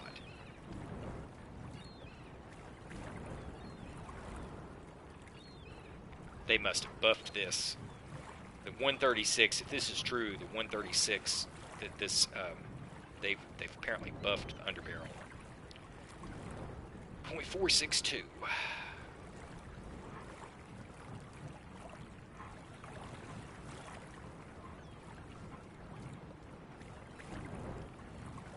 Versus .525.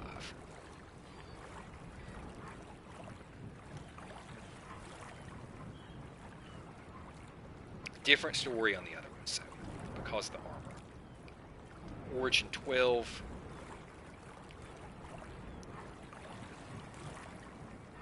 You're dead. Twice over, you're dead. R9O.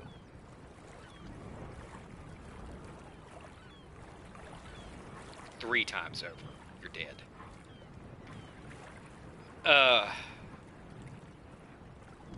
That is not true.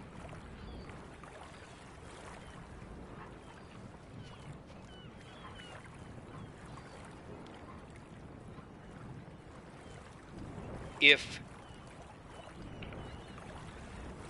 I'm at like 9.5 meters, so I need to take off about 5 meters. This down 33.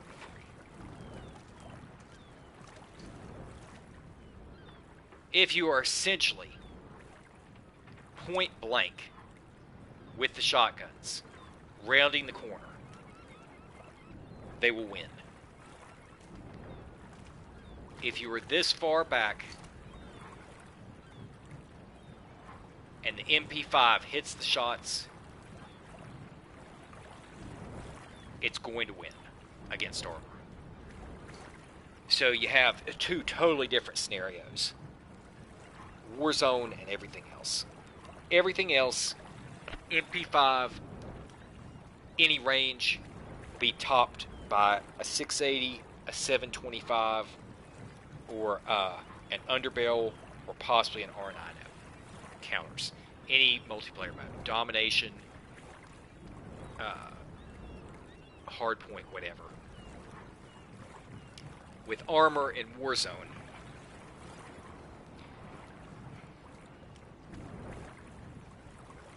if you get to right here,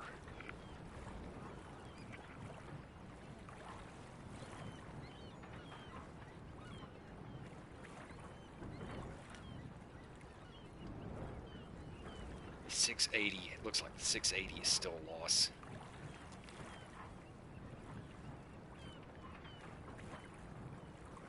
.680 is a loss. 725 is a win. Origin 12 is definitively a win. R90 definitively a win. VLK Rogue probably going to lose, right at about the same. 12 gauge underbarrel, apparently buffed, is a win. So you have several shotguns that are a win versus the MP5 at point blank, and one that's right on the borderline. And when you get back to the actual effective range of it,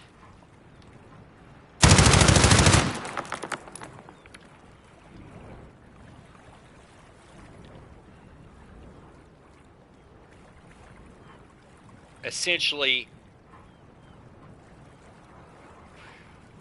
recap here, MP5 base damage range, 0.525.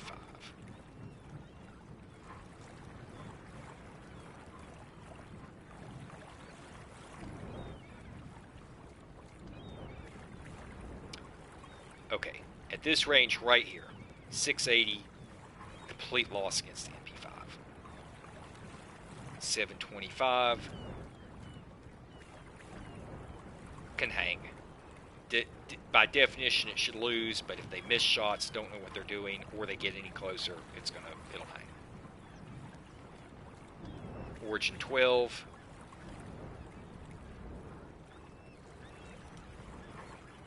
Should be losing by a long shot. R90 possibly able to hang if they miss some shots. VLK Rogue dead before you even get started. And apparently the 12 gauge underbarrel was buffed, so the question is, what is it doing? If these numbers are true, at this range, not point blank, against the shotguns,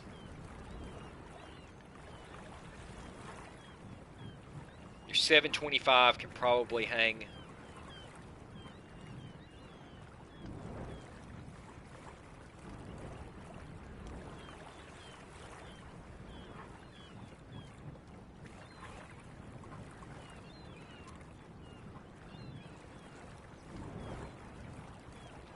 Oh my goodness.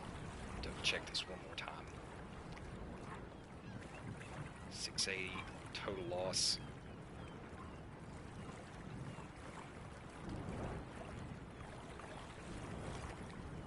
Origin 12 probably a loss. R90 probably a loss. VLK Rogue complete loss.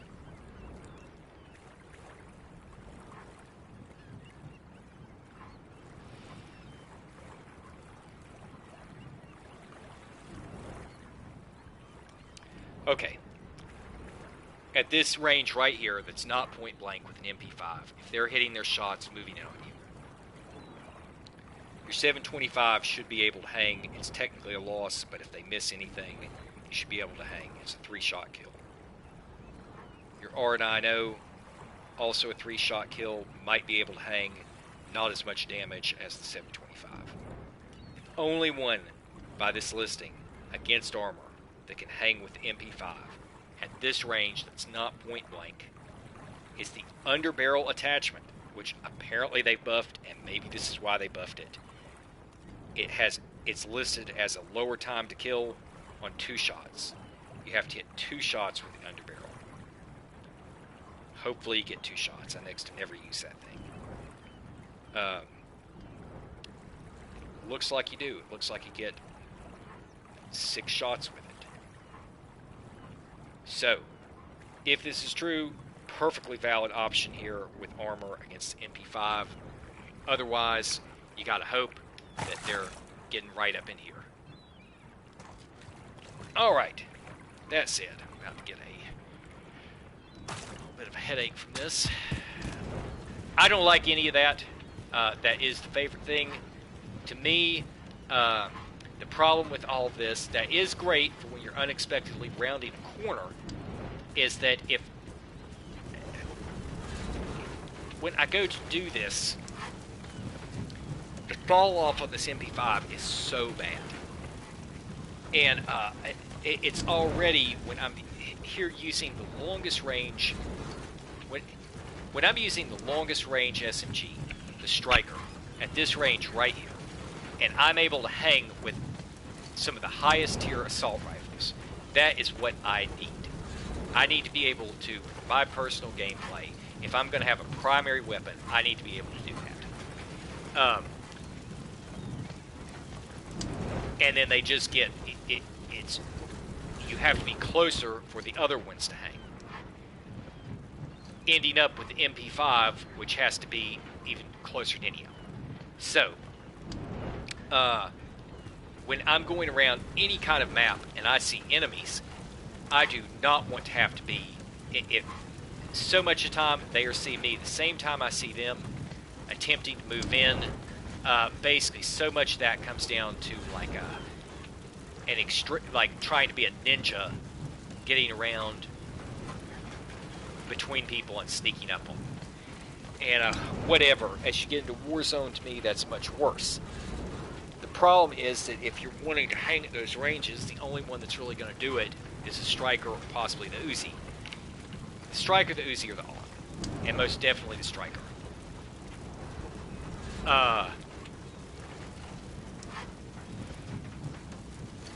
At least on the damage range. There are a lot of issues with the Striker when you go to compare it to an assault rifle. So, anyway, I need some range, and the MP5 just does not do it for me except as a backup case. So if you have a primary weapon, the question is, well then, if you're somehow maining the MP5, do you dual carry, do you pick up something off the ground, whatever. I mean, that's a perfectly good option. If you're in regular core multiplayer stuff, though, you have no guarantee that there's going to be a secondary around. If you use overkill, you can't use the other stuff. You're having to swap weapons back and forth. Just a lot of issues stack up immediately. Warzone, much easier. If you main the MP5, you can pick up any assault rifle off the ground and have something to compensate for. With the advantage being that round the corner time. You're only going to be topped by normally a few of the shotguns. So, anyway,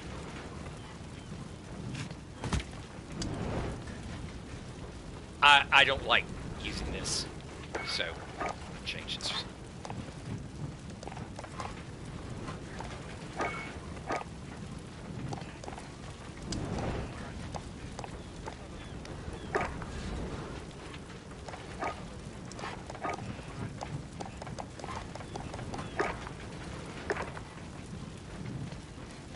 Striker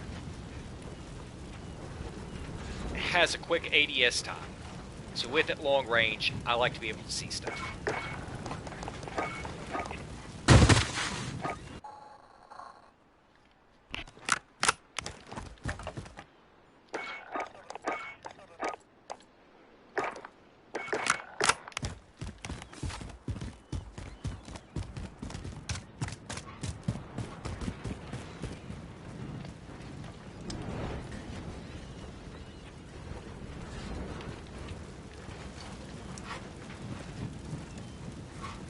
Idle sway is not bad at all. ADS time is super quick. How's the recoil?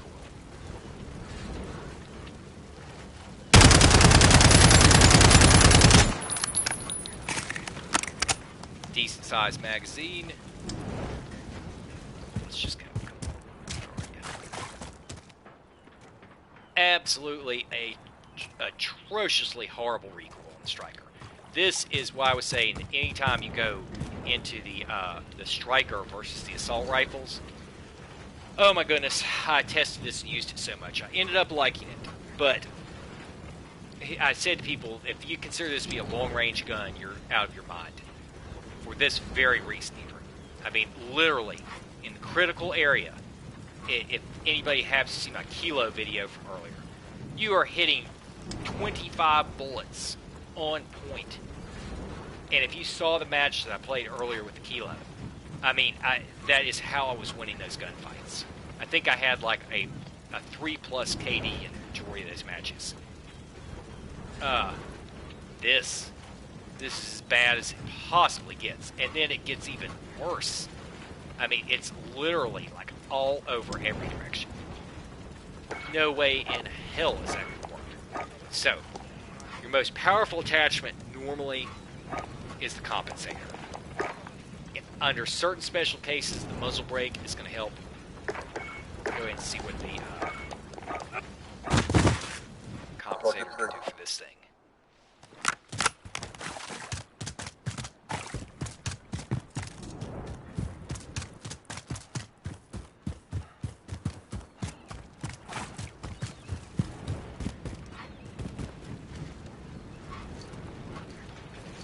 ADS is still good.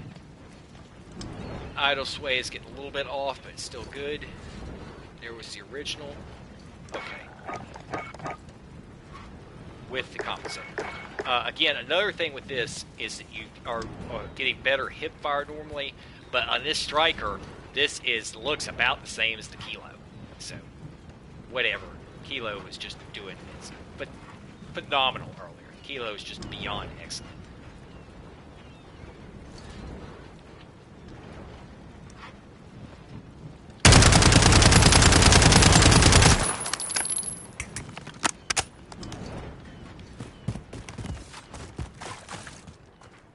Okay, drastic improvement here.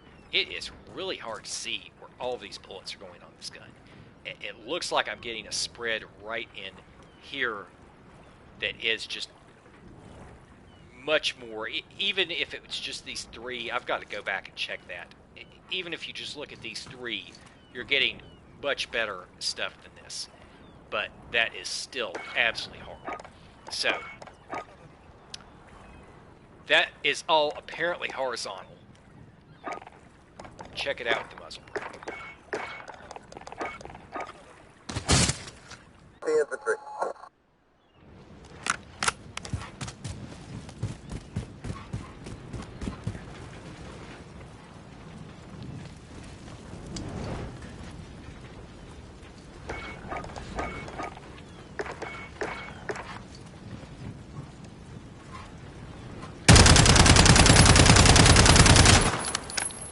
Oh, man. Just absolutely dog shit. Did effectively nothing. Just absolutely useless. Maybe in combination or a stack, maybe with a different barrel attachment, it'll do something. Standalone, absolutely nothing. 0 point. Back to the compensator, and now I'm going to combine it with a commando grip.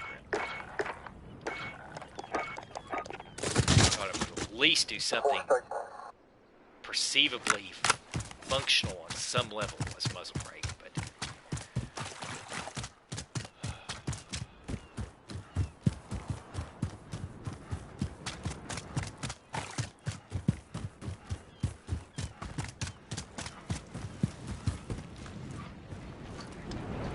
okay, now I have the most powerful compensator and a horizontal to compare to this over here. So, what is this going to do? This recoil is so absolutely terrible.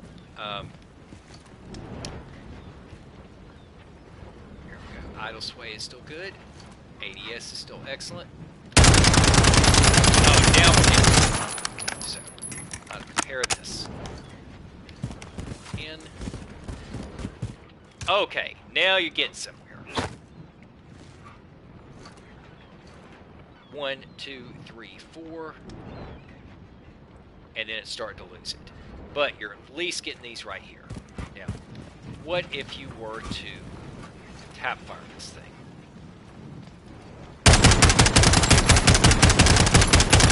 Excellent option with the ADS. There's absolutely no reason on this. At least I don't think. I don't think there's really any reason that you would need to attempt to. Oh, now it is actually compensating really well too. It is not like these things have a literal factor built into them on the stick, and also if you're using recoil on your controller, if the controller is vibrating, but more to the point, the actual stick, you have to press down harder on different guns to control the vertical recoil or to the side if you're doing it, but next to none of these can you really push much to the side. You can if you know what you're doing, but it's going to be very difficult. Pulling down is the standard go-to, and on this, that was just doing incredibly well on pulling down. It was just the slightest little pressure as I was doing it, and it was going down. So you're starting to get somewhere with this where it's usable. With a compensator and a commando, it's lining up. Now, is this just an illusion compared to a Merc?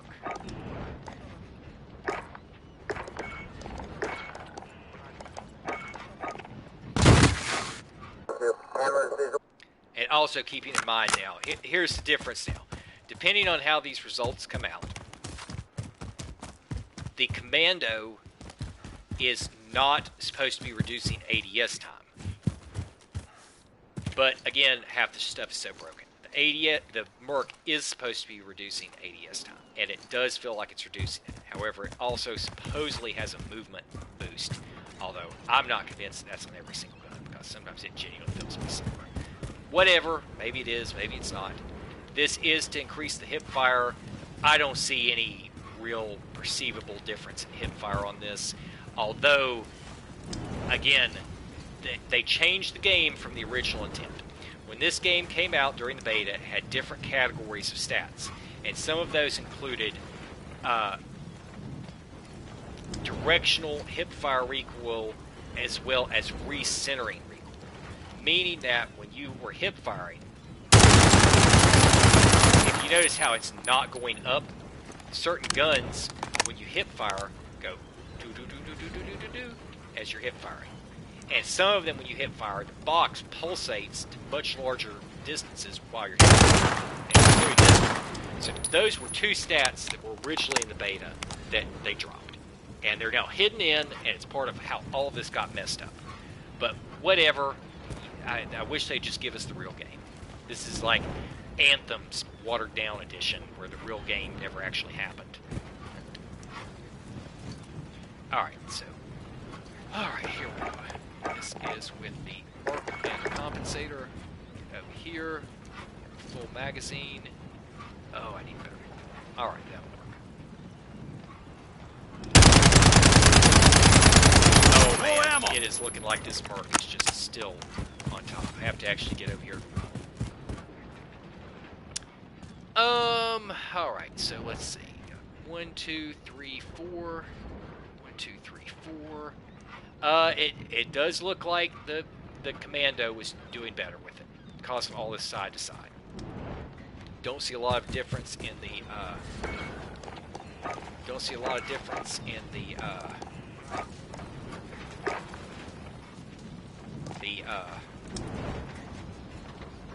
overall stuff over that vertical alignment. So that one. Now, what are the barrels going to do? You already have the longest one here. So,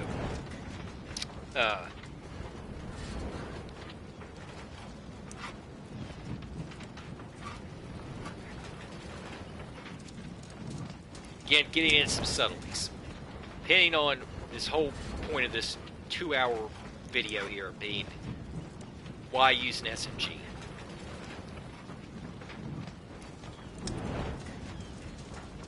if the stats on the underbarrel shotgun are true with 6 bullets on the assault rifles, I do not think that any SMG has an underbarrel shotgun attachment. If any of them did,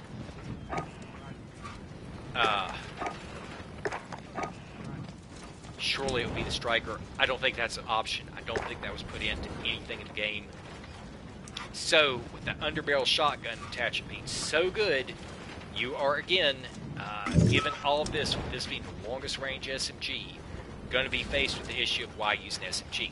Because if you can put that underbarrel on something and get those 1 and 2 shot kills, that is a big argument for just carrying an assault rifle. I did not know the values were that high on there. I never used that thing. But I'm going to skip that because, generally speaking, I am up on this stuff. I just didn't realize the values on the underbarrel were so good. Whatever. Commando.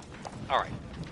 Given as this is long range, given as it's more than likely still going to be outperformed by the assault rifles with longer barrels, there's a very good chance it's not worth using the longer barrels. But given this being a long range one, see if I have some stats for it. Okay. Longest range barrel is the 400, which should also be doing recoil control, which is what I was looking for. Base damage range was 22.5 meters. With the 400, that goes up to 30 meters. Now, this is excellent. With 30 meters, what does that compare to assault rifles? That is now nearly fully hanging with the SCAR at 32.5. But what are the damage values at this new thing? Here we go. Striker with the maximum barrel. It's keeping all those SCAR values. It's now nearly on point with the SCAR up to the first fall off. First fall off is going to 40.25. What does the SCAR do on the first fall off? 51.32. So this is a perfect example of how that works. The maximum long barrel on the striker is going to keep it at the first drop off of around 32 meters, which is close to 100 feet, right on par with the SCAR, whereas before it was losing it at almost half the range. That means that you're now going to be able to engage a high-powered assault rifle at its own range up to the first fall off of the assault rifle. After that, it does fall off more on the striker. So, with the recoil control, which is what I'm going to get, this does look like it's a perfectly valid option if the ADS and the sway and stuff are good. So, here we go. Still moving quickly. ADS is still pretty good. Idle sway is still good. Feels a little bit slower overall. Get up here and test this thing out. I now have what should be excellent attachments on it.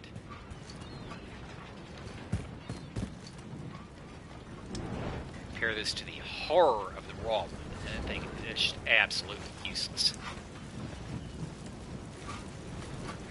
So here's the current loadout.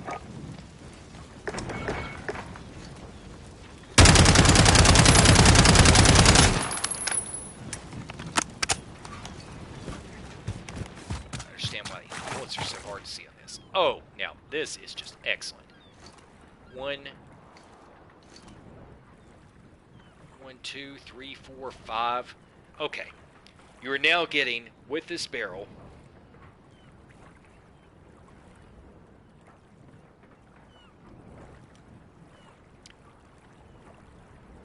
enough shots in that critical range to take out a full armor enemy with 5 shots. The full armor head is 5 shots. full armor body is 8 shots, but okay, switch it over to the base. With no armor in standard multiplayer, 2 to 3 shots should be killing someone at this base range. That is 1, 2, 3, 4, 4 to 5 shots in the critical range.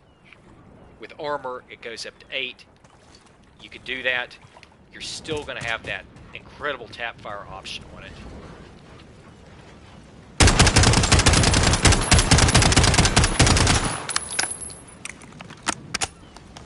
You're hanging with the Scar. You're getting great recoil pattern. You have decent... Yeah, the hip fire is starting to fall apart, but you're basically getting what you want here. It's a little bit slower.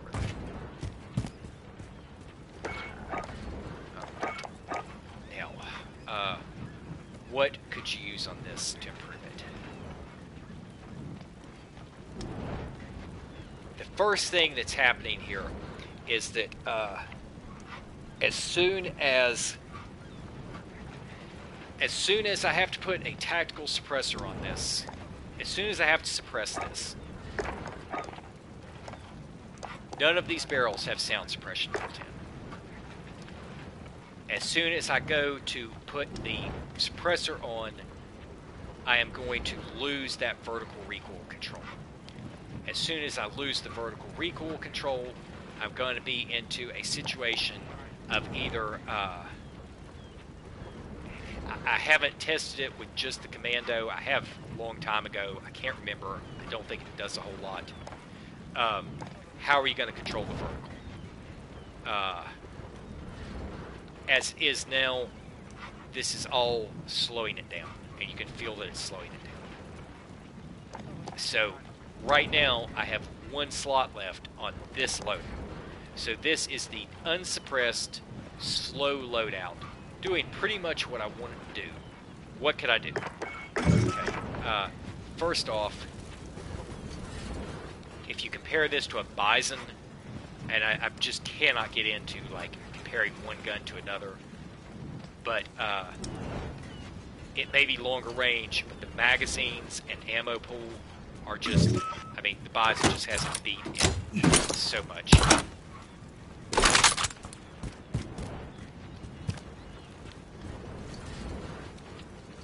It's not that slow though.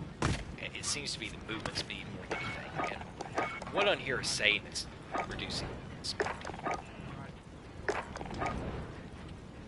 The barrel is reducing movement speed, and so is the commando. That really is lowering the movement speed.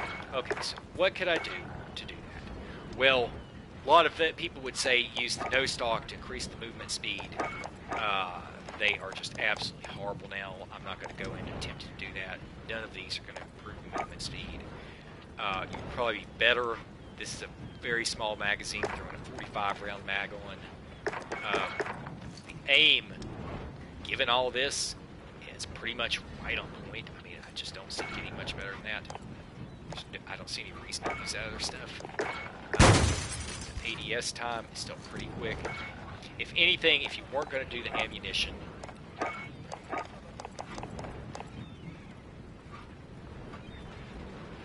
back to my general plan of getting the sprint to fire and the ADS time down. You could either throw on a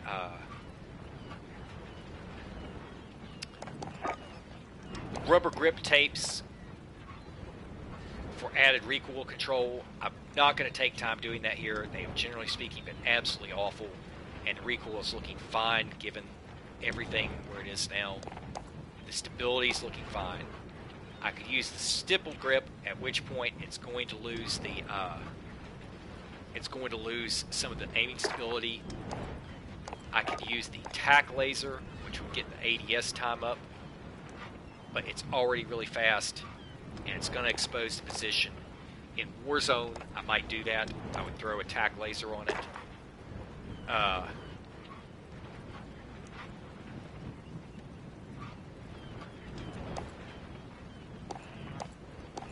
What I would do more than either of those would be throw the 5mm. More so than the ammunition, anything, I'll just pick up the ammunition, count on the reload, and throw the 5mm. So, where's the hip fire? Okay. Not very good.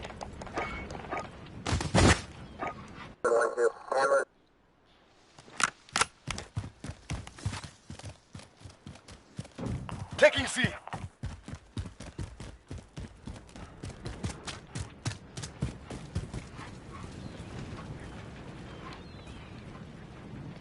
Pretty good there. So-so there. But it's going to have improved sprint to fire. The ADS is already good. So, where does this leave it?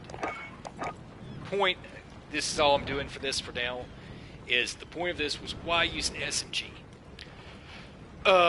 Across the whole category, you're going to have a higher damage per second within range.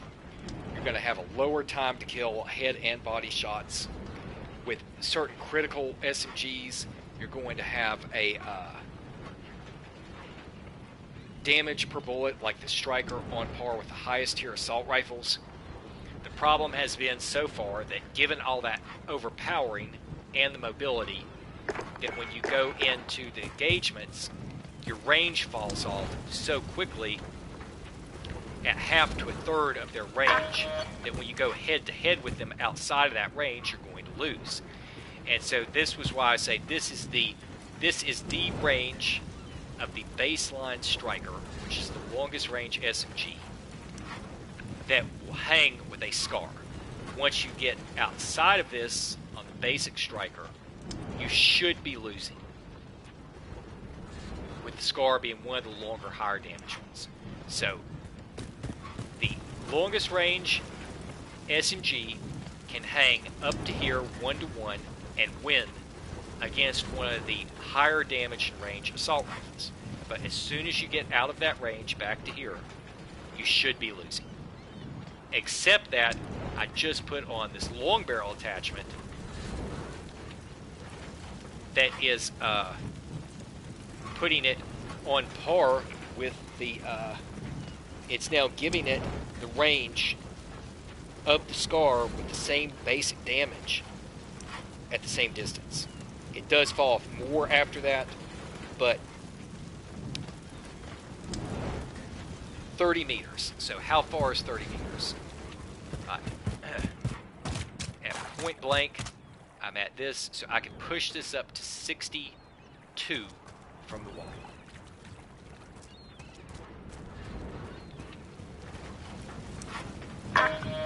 Oh. Okay. With this long barrel, I can now get this far away with this Striker. There is going to be an issue of bullet velocity. So you have to look at, are any of these barrels affecting bullet velocity? Yes. I have no idea what the bullet velocity values are, but to a certain extent, you should be able to hang or beat the longest range assault rifles with this Striker at up to this range. And you basically do not want to be at this range normally with one of these things anyway. As soon as you put on SMG knowing this, you know that with this being the longest range, at least as far as I know, the barrels and whatever, that's going to be the situation. So I put all the recoil controls on it. See how it does. Doing decently okay at that range. It's going to be much shakier than some of the assault rifles. You can just tell. Back at the 62. So getting back this far.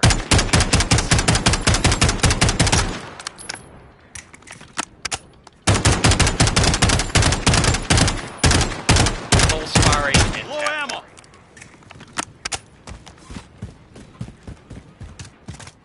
There you go. It's not that hard to do. And for that matter, I'm going to see how the recoil doing it manually does.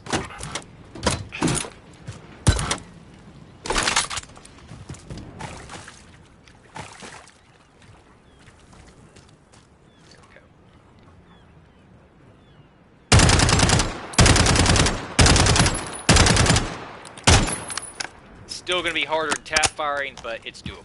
That was pulling down the controller. It's real easy to over pull where you see it going down there.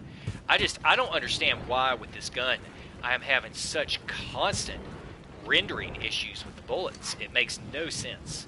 It did not do this at all with Kilo Roller. It just feels like it's doing something with this gun. Like they just disappeared. I have no idea why it's doing this. I swear it seems like that this is something that guns in this game do. You hear people say this all the time, that it's like their bullets just disappeared. And traditionally speaking, I've seen this more with semi-auto rifles. But there are certain guns at certain times that just feel like you are losing bullets, like no matter what you do. And when you look at this rendering, I've noticed before that when you go into a public match, if you see the watch that people are wearing, it'll say no connection on the watch. And if you go in and reset the watch a couple times, it's like it cues it to get the information from the server for your statistics. Well, other times you go in, and when you go to paint something, you have like 3 times this delay on the first paint job.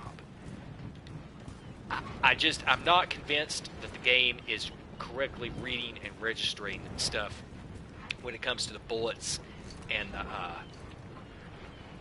the recoil and the registration. But whatever. That is all pretty good. So, where does that leave it? You basically don't want to be using it at this range, but this means that in a circumstance where you had to, you would be ready to go with quick ADS, decent mobility, good aiming stability, the recoil is now decently under control, and I have the 5mm for the sprint to fire. So, that is a long-range extreme of the SCAR. If, knowing that, here's what's going to come up.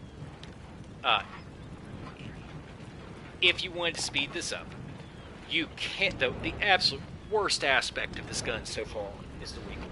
Absolutely horrible. Just atrocious. Worst possible in the entire game.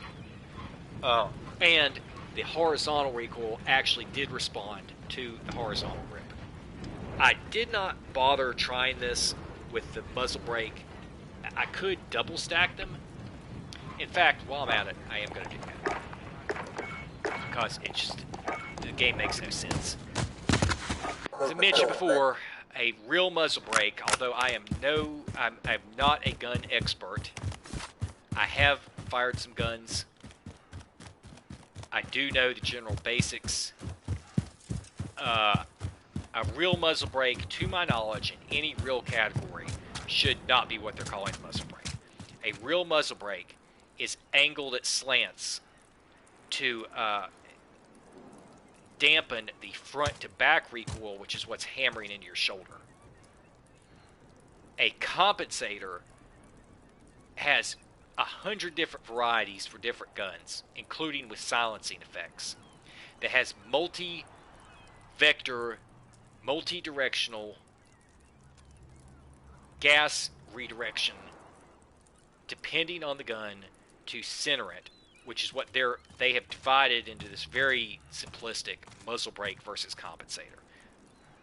A compensator should be back to front, which is not, to my knowledge, really factoring into this. It may, on some level, that they aren't explaining on the statistics, because guns do act sometimes like it is.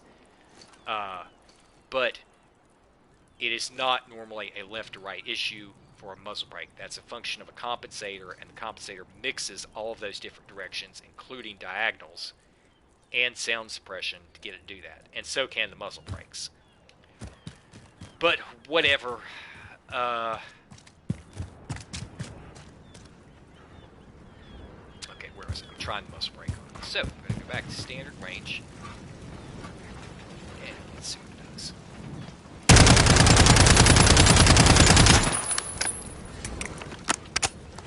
Okay, straight ahead.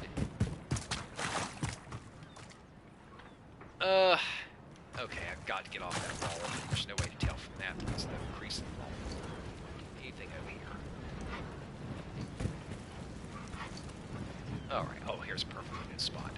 Sure to have enough distance.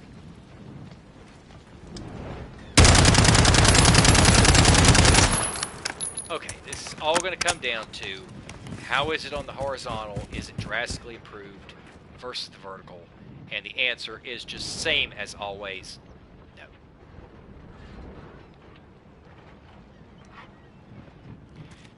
I can't. Did I not?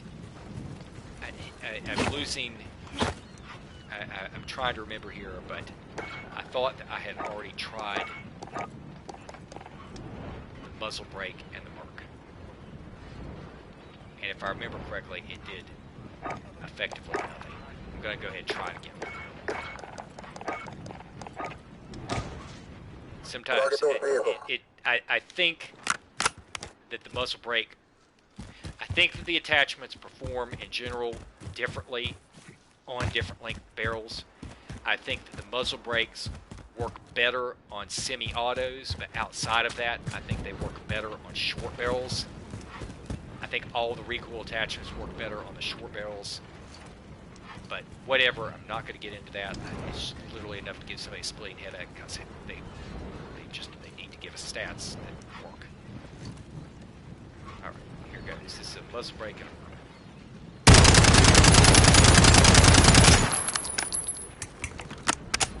with the barrel.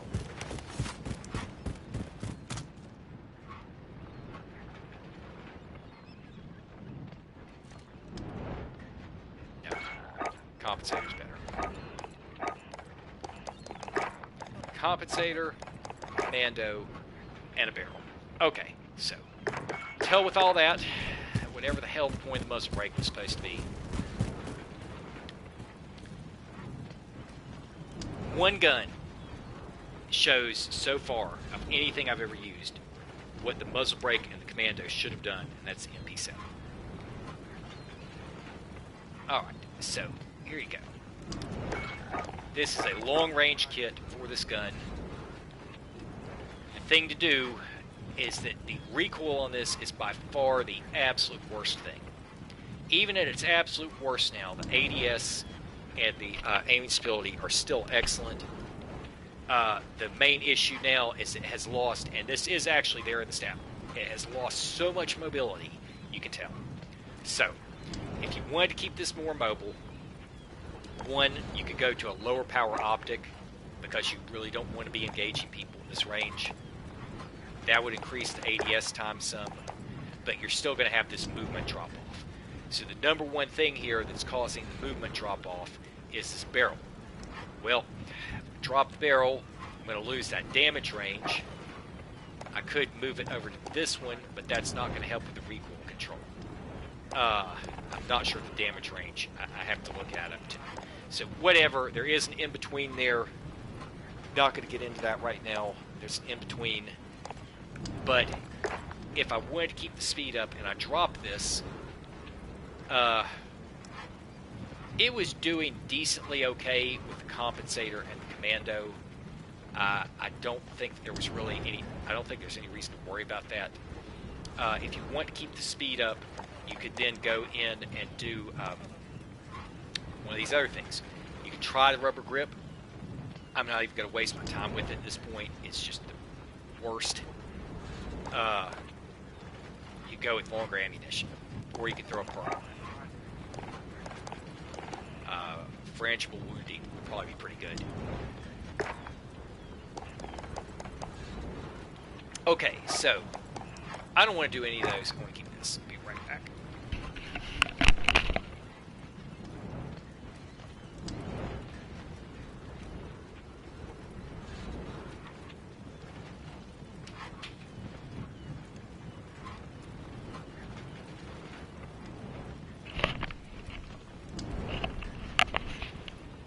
Okay. So, long-range kit. Now, if I go into multiplayer, that is going to be fine because I don't have to have the suppression. Hardcore modes, it would be nice to have the suppression to keep things quiet, but none of the barrels have built-in suppression.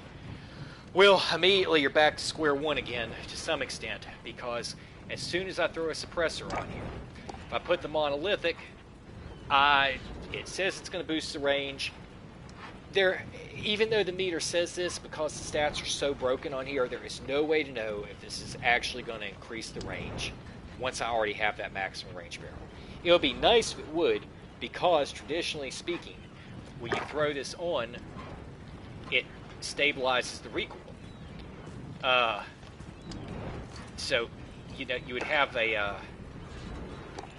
I've got to make sure which direction I want to go to test it. So, you could throw a tactical on, which would keep your ADS up, or you could throw a monolithic, which is supposed to reduce the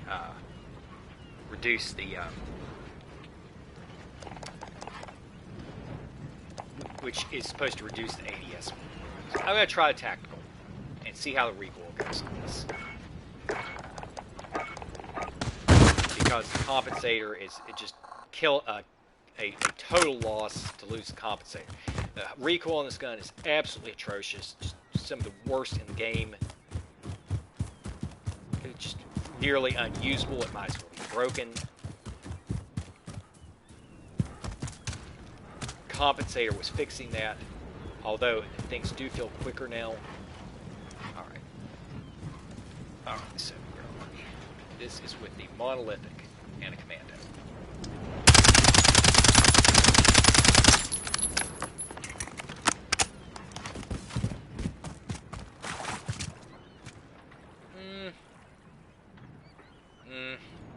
Yuck.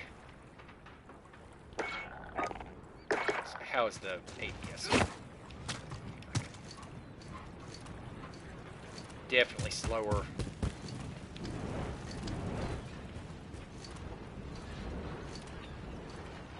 Given the recoil, the function of the gun, the ADS reduction, everything, I would personally not recommend doing that. I would just keep it within range with this barrel. So, never mind. This is the tactical. Well, it still feels small. I was thinking that was small. Okay. Well, that's about the best you're going to do then. So, try it instead with monolithic.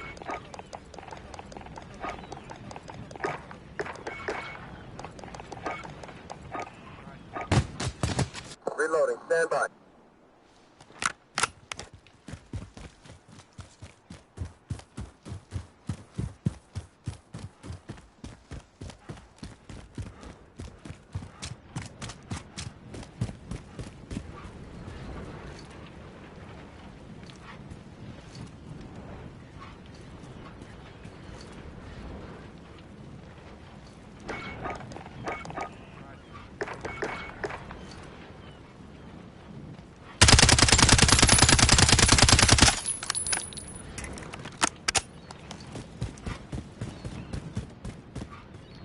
Ugh.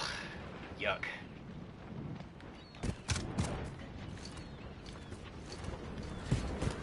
Well,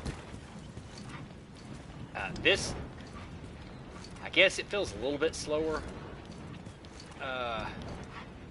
Look up the values on this thing.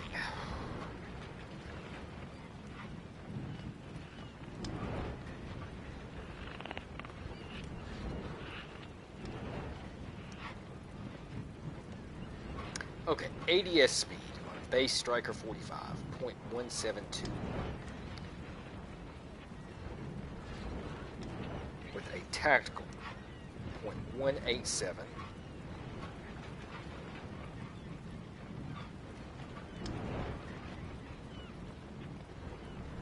Monolithic, 0.191. Next to no difference, 0.187 versus 0.191. So, I'm going to say, given actually having a stat readout, go ahead and give it a shot with the monolithic. Normally the monolithic seems to really help it stabilize somehow. It's quiet. Low ammo! As far as the range goes, let's see what the monolithic is supposed to be doing. I do not have stacked range stats. So,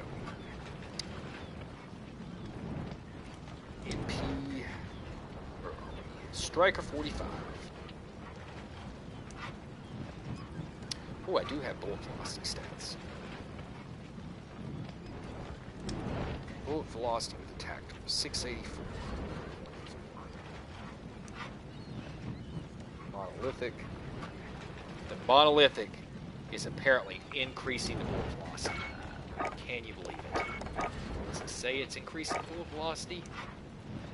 Nope.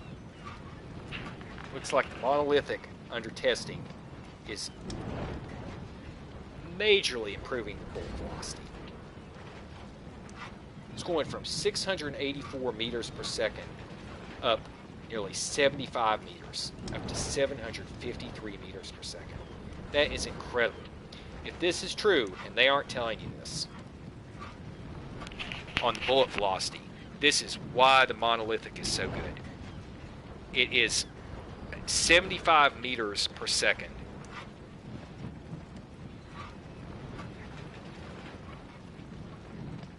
That means in a tenth of a second, you are getting a 7.5 meter advantage.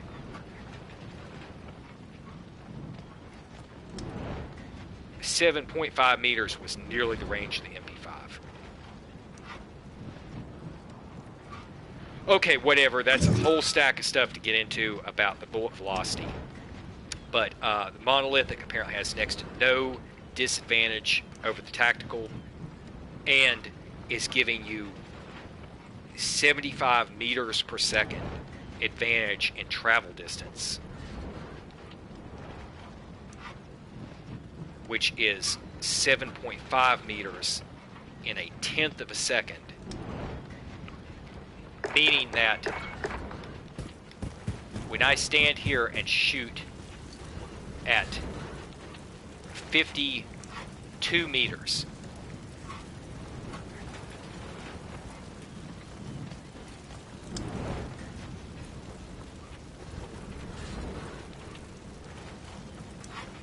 I might as well be standing up here at 45 while shooting, roughly speaking.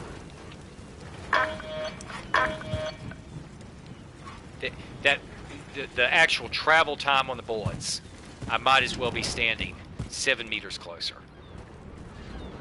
So what is it actually doing for the damage range then? If you go into the Striker 45,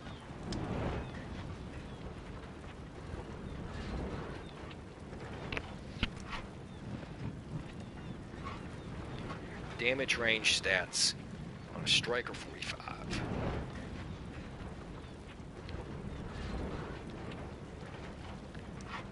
It was falling off 22.5. It's adding 2.5 meters. But what was the next range was 22.5 to 40, 40, 25. 22.5 to 40, 40, 25.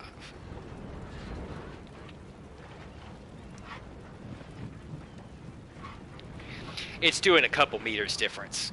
The little bit of difference that it does in reducing ADS for, it makes up in a little bit of distance. But that bullet velocity is what's the thing, and it doesn't tell you that it's increasing the bullet velocity. And I would have to say, it really does seem like it's increasing the bullet velocity. It seems like it's always just pinpoint on point. It seems like it's doing other stuff too. It isn't in there. So, what do you know? Find something out. Alright, so now I have the monolithic on, and I'm not very happy with the commando. So, I'm going to switch that off to either the Merc or the Ranger. See how it does. Ah, come on. Here we go, getting to something.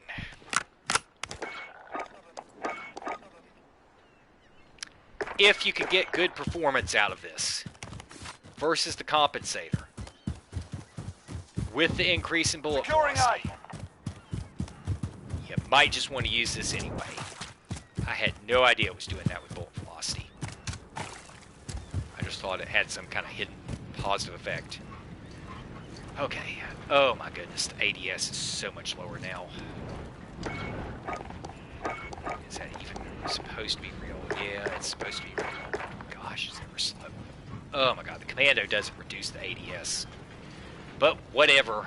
Alright, another factor to bring in. The idle sway is now worse, even though it said that the idle doesn't say anything about the idle sway getting worse. Definitively worse. Alright, where can I shoot? I have to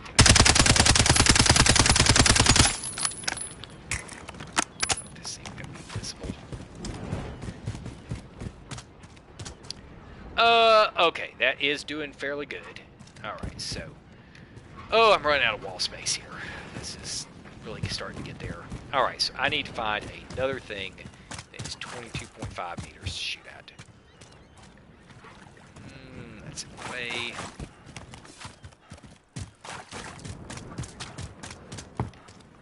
Something else of 22.5. Surely something back here could.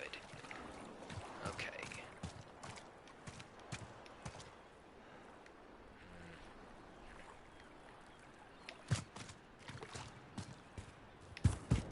Be hard to see.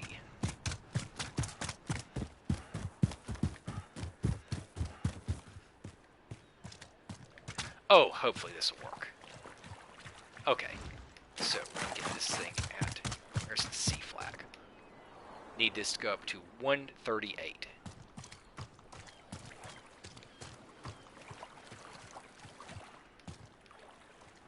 Okay, here we go. Alright, so this is with the Merc.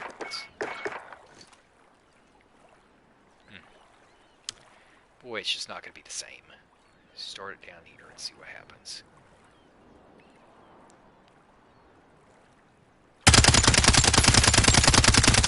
No ammo! Make sure it showed up. So, there.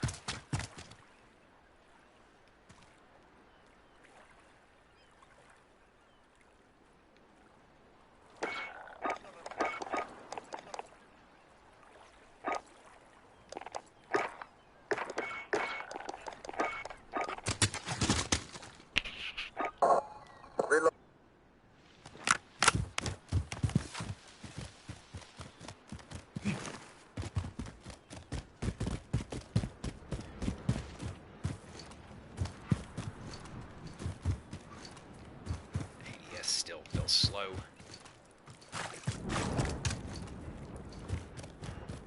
Oh, I'm not liking the ADS on this all. Not doing it for me now. That's with that. As soon as a commando, I guess that these must. I guess these are having a higher value than the compensator. Or is the monolithic also reducing the ADS? It is. Okay, so this is just not feeling it. Okay. Not snappy at all. More like sludgy. It's now officially, this is officially sludgy ADS. Alright, getting back to 138. Here we go.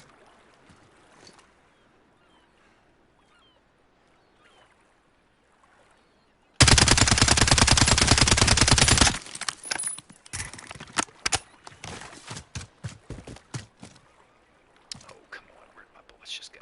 Alright, there we go.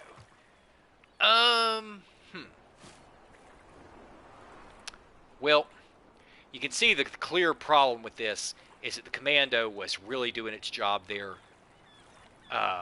This is going to be a big deal. There doesn't seem to be a whole lot of difference, at least in this limited test, that range with the Merc and the Ranger. Right back.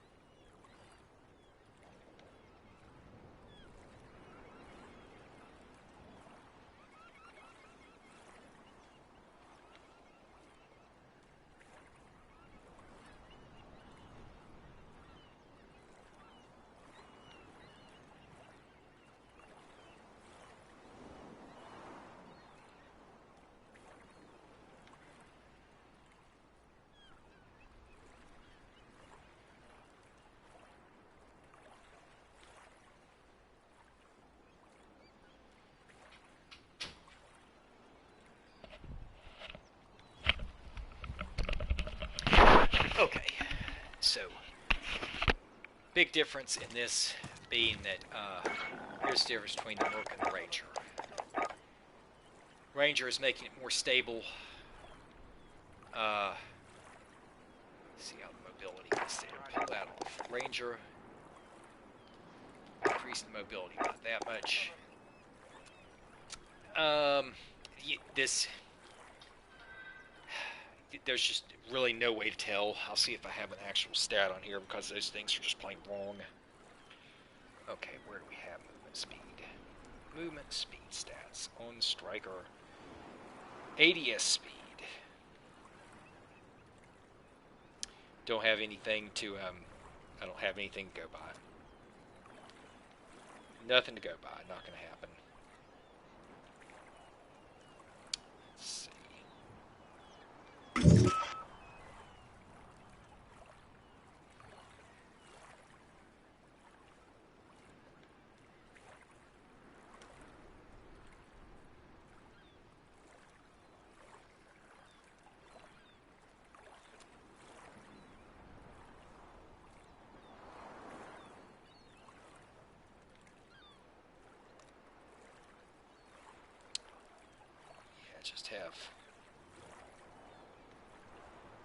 I don't have anything to go by, so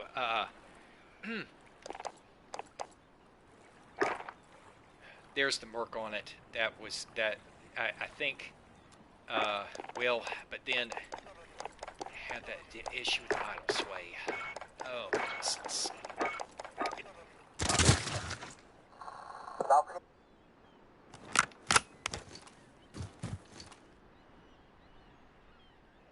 Boy, that is pretty far off. See how it does. I already have the 5 milliwatt for the hip fire, so whatever to that. Throw the Ranger on. Never seen a single gun in the history of the game that benefited from the operator. The operator's of any use, I'm not aware of it. There's any one attachment that seems to be completely useless, it's the operator grip, and yet it's put up there at the top.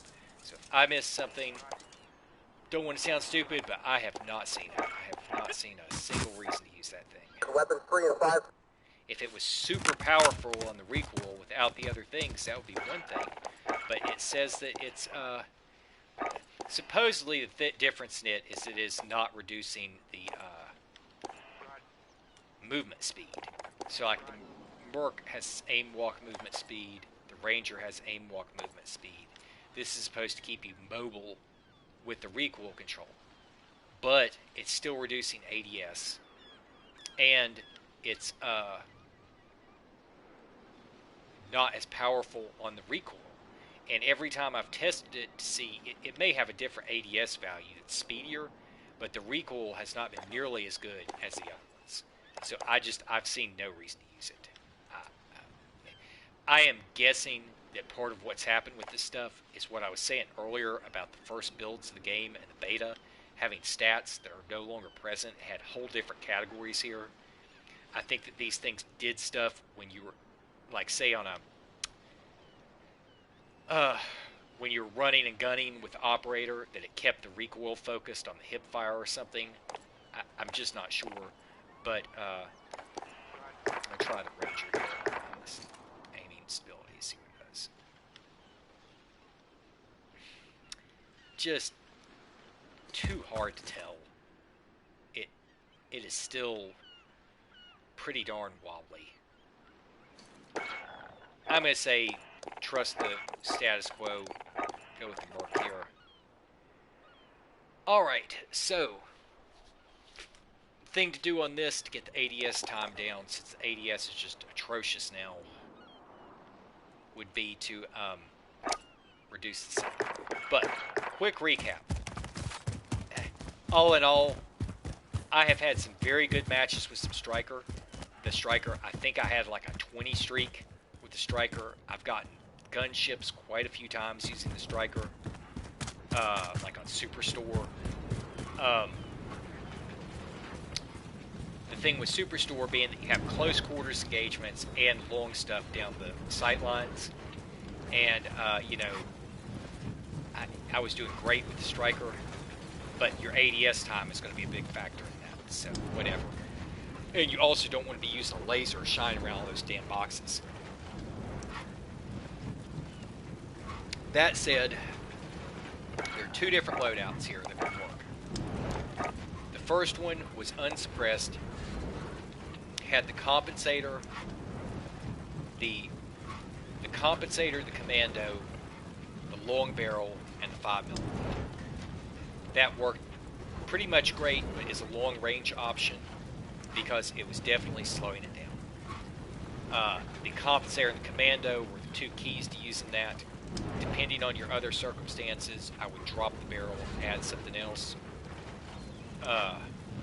Really, there wasn't much else to do. The stability was fine. The ADS was fine. As soon, though, as I had to drop that the best attachment in the game, the compensator, and go with this monolithic, I am getting the benefit, apparently, unbeknownst to me, of the monolithic. It would be nice on this gun to see a built-in suppressor barrel, but it doesn't have one.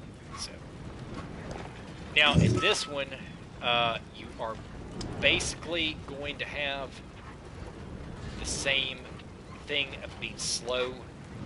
Now it's even slower.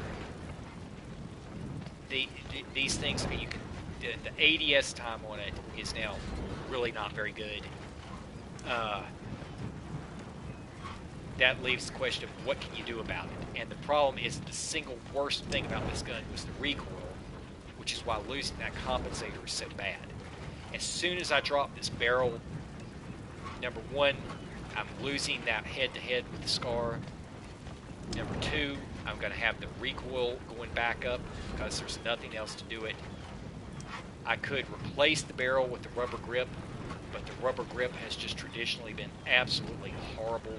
It is the most unreliable, seemingly broken attachment in the entire game. I could keep the barrel and the Merc, and instead of the 5 milliwatt for the sprint fire, put the tack laser on. So, given this loadout here, the next problem is going to be that the ammo pool is so low. And that 20-round magazine is not good. You're going to have to get ammo. If you're attempting to go on nuke streaks, you're going to need ammo. You would have to carry an ammo crate or have ammo supplies or scavenger or something.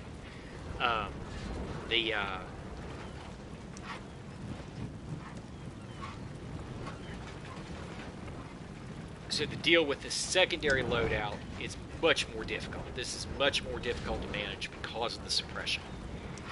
And all of this is combining to it being slow. It's combining to it being slow with limited ammo. And you can either, like I said, if you drop the barrel, you're going to have a loss of recoil control. You would be stuck with the rubber grip tape. I don't even feel like that's worth testing. It's just traditionally awful. And I'm going to have like nearly half the damage range. The monolithic is not doing that much on the damage range. So the thing to do on this would be to either it's so stable wise. If you want to get the 8, here are things to be done to correct this. And the first one, the gimme, is immediately drop this 4x sight. So between the two loadouts, I like having the 4x sight. The VLK seems to be an automatic improvement in the recoil stabilization. Does it have the Cronin Pro? It has a Cronin Pro. Cronin Pro is pretty close, but you go with an integral or canted. I think the integral works better than the canted. Or you could just light them all up and go, well, the Scout Combat doesn't say it's better. So, drop it down to an integral or move over to a holographic. If I switch this over to a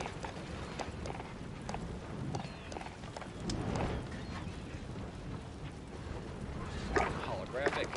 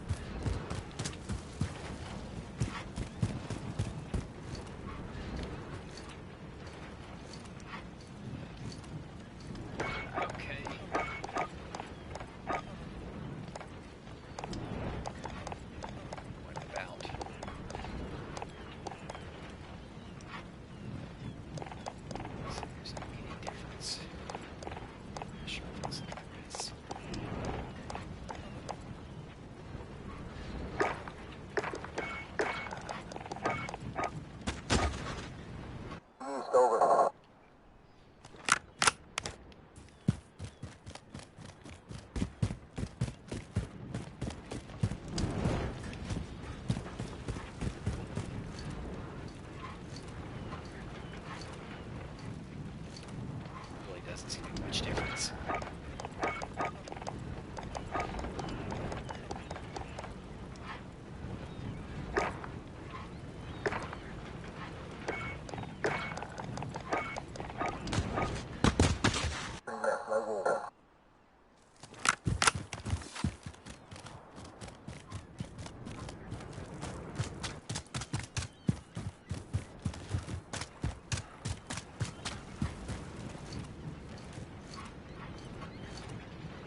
It's so-so. So-so at best. Nothing snappy. Not where you want it to be. Try the info again. Put down. Get the infantry.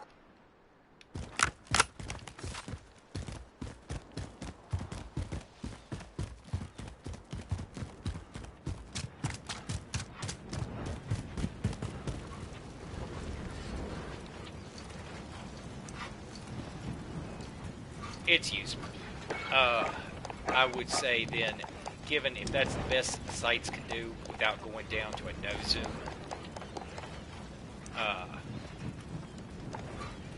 you can either on the correct maps, given more zones, switch over to the attack laser.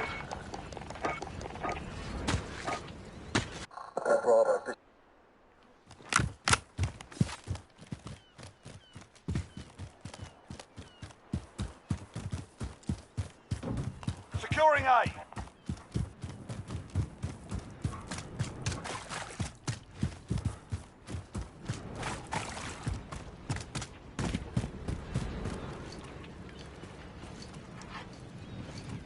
Pretty good. That is almost where you want it to be. But you have the laser. And it's very accurate. That would work as long as you don't mind the laser. If not, drop it over to the. I can't. I'm so surprised that this APX doesn't feel better than it does. All right, it says it does not seem. It should be quicker. It should be quicker. So it's not. All right. So instead of the tack laser, switch over to stippled grip. Let's see how that works out. So the big stumbling block right now is, whatever that was a functional loadout for a ranged SMG hanging with assault rifles, with the benefits of the SMG, but as soon as this happened with the suppression, the ADS went down way too low. The sights are not really helping very much. This is okay, plus it's going to get me back on with the sprint to fire, and it's no laser. It feels decently okay. It's still so much slower than you want it to be. And there's just really not much of a good option for the direction this gun was going. So, that will be on the ranged end.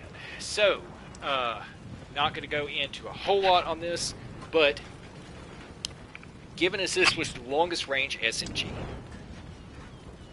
testing it out to compare it to the other ones, because you're going to get that, like I said, that cross-category within range benefit to the SMGs.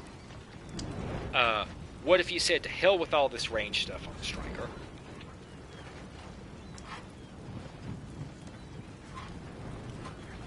And said, I want to run it.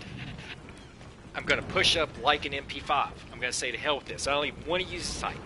I want to take the Striker and get up in people's face with it. Okay, if you were to get up in people's faces with it, your MP5 at the lowest body TTK, MP5 is two ends of the dumb sword. The headshot TTK is the worst in class. The body shot TTK is the best in class. They're the exact same value, which effectively means it doesn't matter. You're on average hitting out the body and the head. Just doesn't matter if you get in.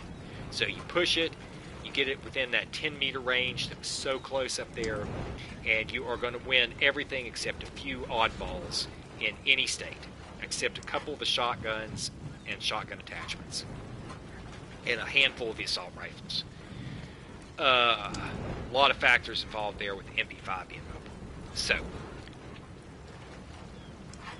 as it is, if you were just to take the gun at the state that it's at now, I would say the solution's not to use the striker. The striker is a little bit better at being what it is than the SCAR is at being what it is. The SCAR has to be possibly the worst gun in the entire game. So, the striker's okay. I mean, it has some qualities to it, but that limited ammo. The thing so far, again, is that the striker's recoil is just god awful. That has to be the worst recoil in the entire game. Everything else on it is fine except for the ammo. So you have the absolute worst possible recoil and the absolute most limited ammo. If I was given a choice and said to pick a submachine gun, to me the MP5 is effectively handicapped. It overpowers everything at shotgun range except a handful of things, but as soon as you're out of that, I have no use for it. I would use an MP7 any day. I would just keep my distance. The problem is because of these unexpected encounters in buildings and stuff. You know, whatever.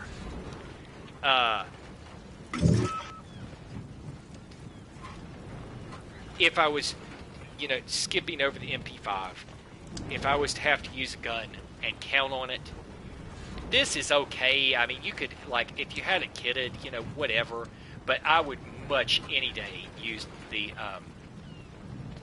I would use the Bison over this. This is roughly on par with the AUG, but I think in the end, it would be much better to use the AUG. So the first solution, given where this is at right now, is not to use the striker because of the ammo and the horrible recoil that compensation is leading to the compensation's leading this. But it does hold the range the longest, and that is great. So, whatever, that just gets into right back to why would I not use the SCAR? How would the SCAR compare to this? Whatever. That would be a whole other thing here to compare the SCAR kitted down to this.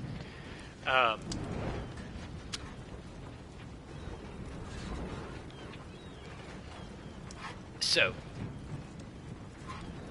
if you just didn't want to do any of that, and you just want to push this up like an MP5, how would it hang with the MP5? .1 headshot TTK beats the MP5, but you're talking about getting close, and you're talking about hitting headshots. Body shot TTK at .2 versus .15. You might not even notice it, but whatever. The damage, 686 DPS on the MP5, 605 on the striker. Probably going to notice it. Effectively speaking, the MP5 is going to win, but your striker is going to be able to engage that same person a little bit further out.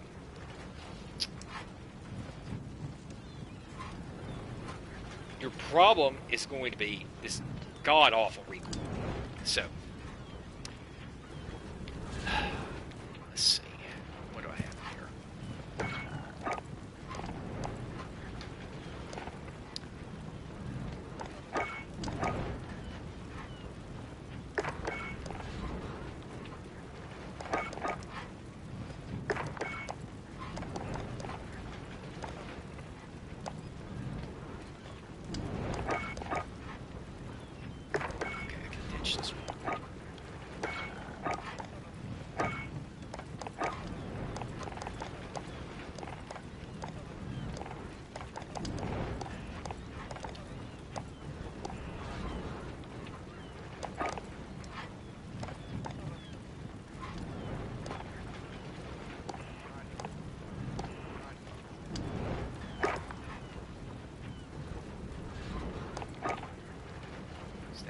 That was made to be more bearable.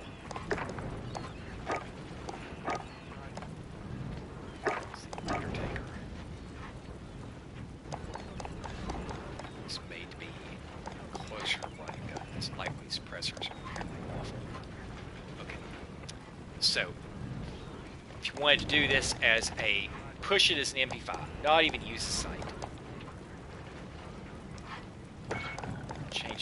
see how far the sight is. Search the whole. In other words, it could potentially hang. Oh, come on, what are you doing? Is this my gun or not? Okay. We're chasing Alpha. Where's my secondary?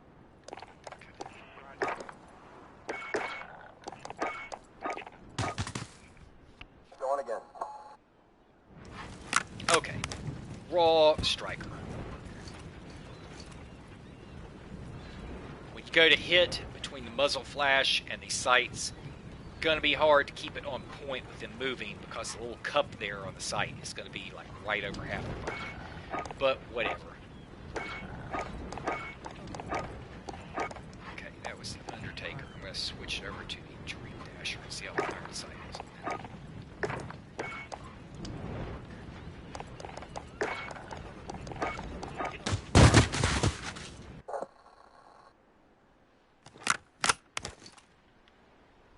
Basically the same. Cool print though, even if it is stupid. Okay, so what do I have here? Hip fire, yeah, yuck. If you're just gonna run it like this, yuck. But if you want to go run and gun on it, throw on the 5mm. Going to throw on the Merc.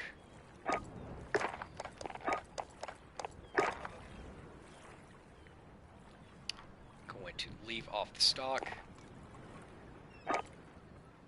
Okay. Movement speed, ADS speed.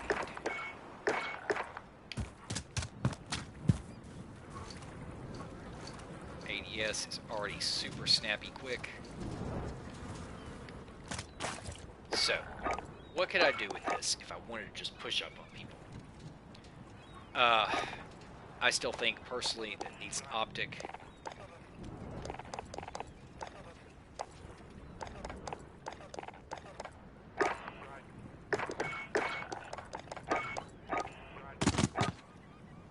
Target door.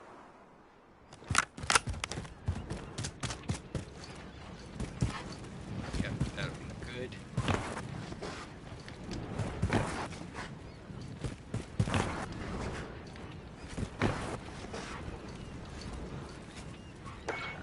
Compared to a GI Mini.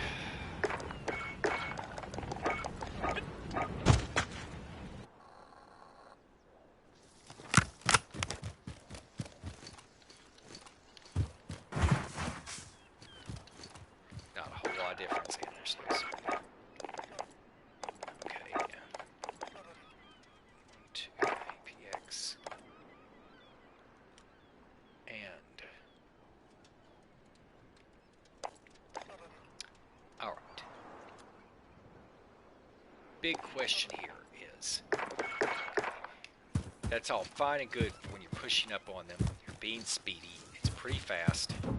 Securing Alpha. But what about when you need to engage them at a range? So what is the recoil going to look like on this? And what should we put on it if you're planning to push up like that?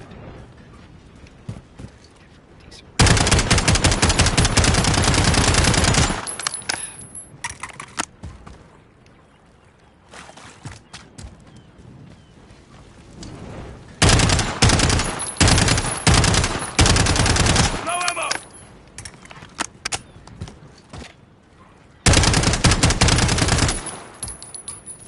Okay.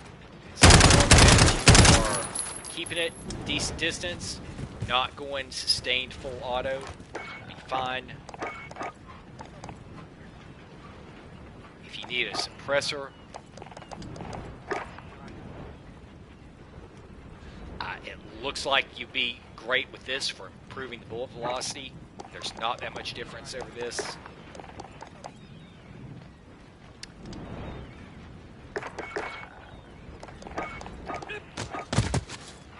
141, you got it. That is going to lower the ADS time, but this is so fast as it is.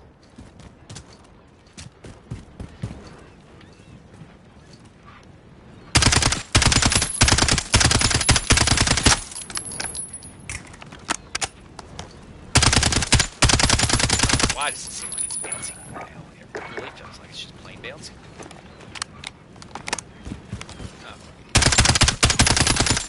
It has to be. Low ammo.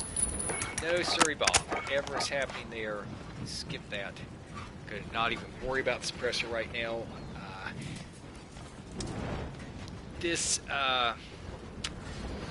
If I was to take this into Warzone, you know, if you're pushing up on people, that's fine, but you're going to have these long-range encounters, and if you're going to be pushing up versus having those long-range encounters, I just don't know if there's any reason to use it. I think I would use the MP5 over this for doing this. So I'm not going to worry about the suppressor right now. That would be a whole different thing. I'm not going to worry about cutting the range down with the AES because it's already so high. That means that I could use, could just skip everything and use the,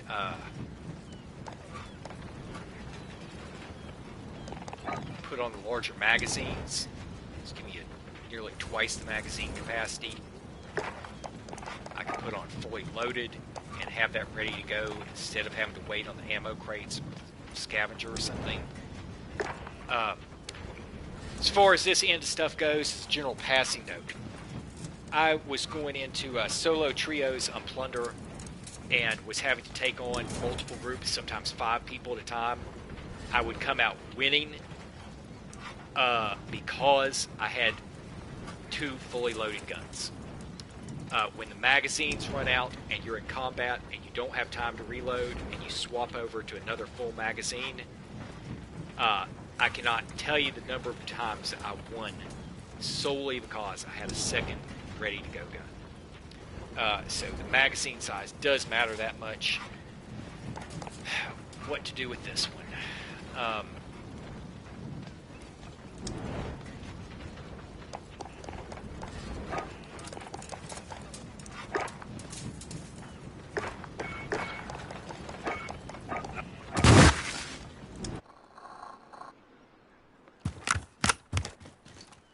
ADS is still great.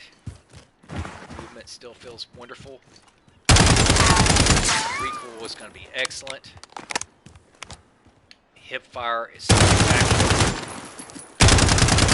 Sprint to fire is going to be good.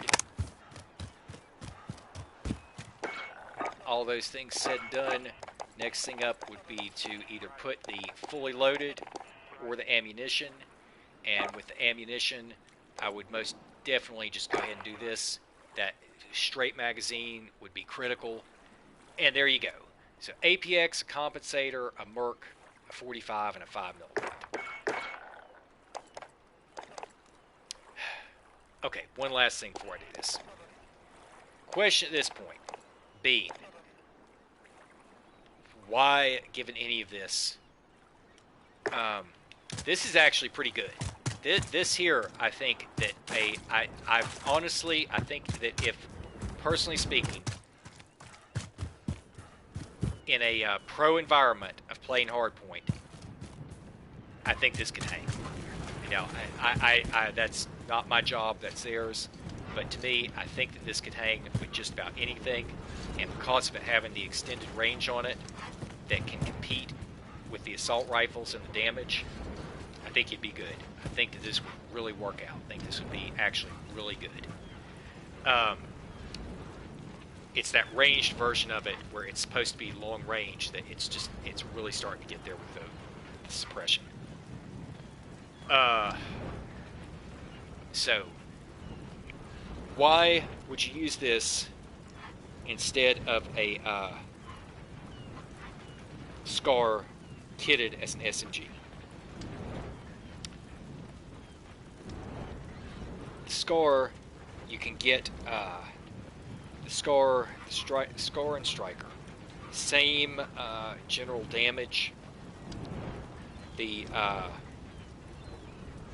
same general TTK. The same DPS is higher. So here's a perfect example. You could take the SCAR, and I do this all the time. I have a bunch of SCAR SMG loadouts. You could take the SCAR and you can get the ADS up, you can You get the recoil down, and you can run it with a holographic sight just like this, right on par with it. In fact, there may not be much difference between the two. If you were to take the striker, if you were to take a mid-range kitted striker, if you were to take a striker and compare it side by side with the SCAR done as SMG, to my knowledge, without doing an exact side-by-side comparison, here's what would happen.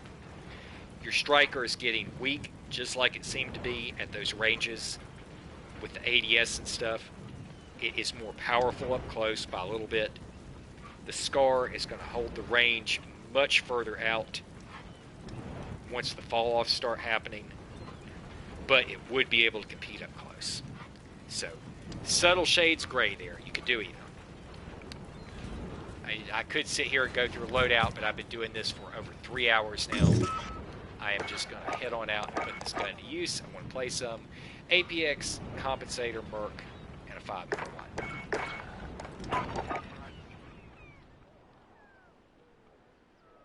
A bloody draw, stand down.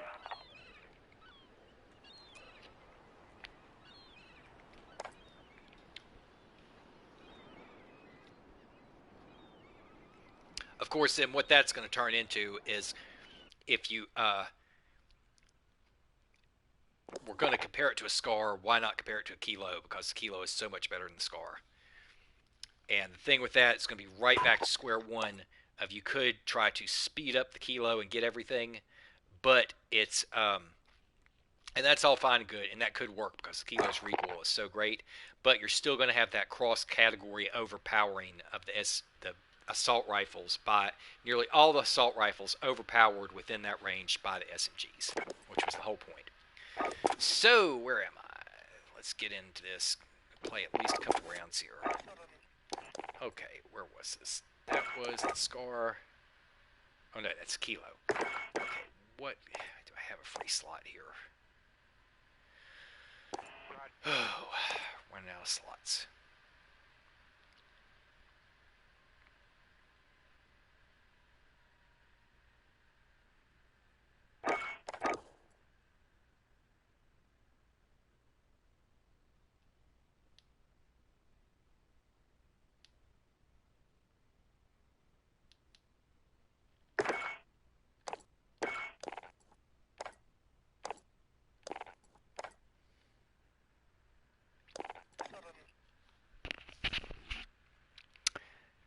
Change that one right now either. Okay.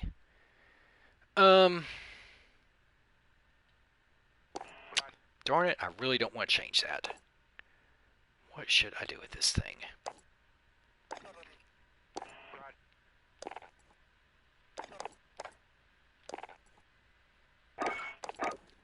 Okay. The Stalker, the Impaler, the Merc, the Hunter,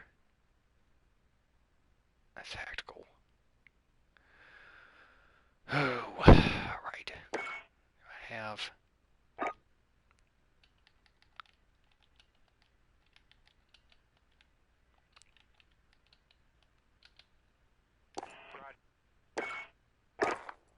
Okay. Let's see.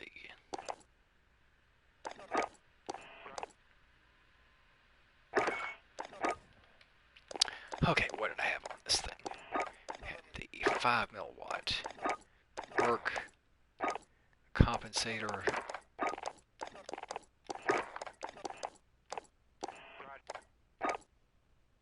magazines,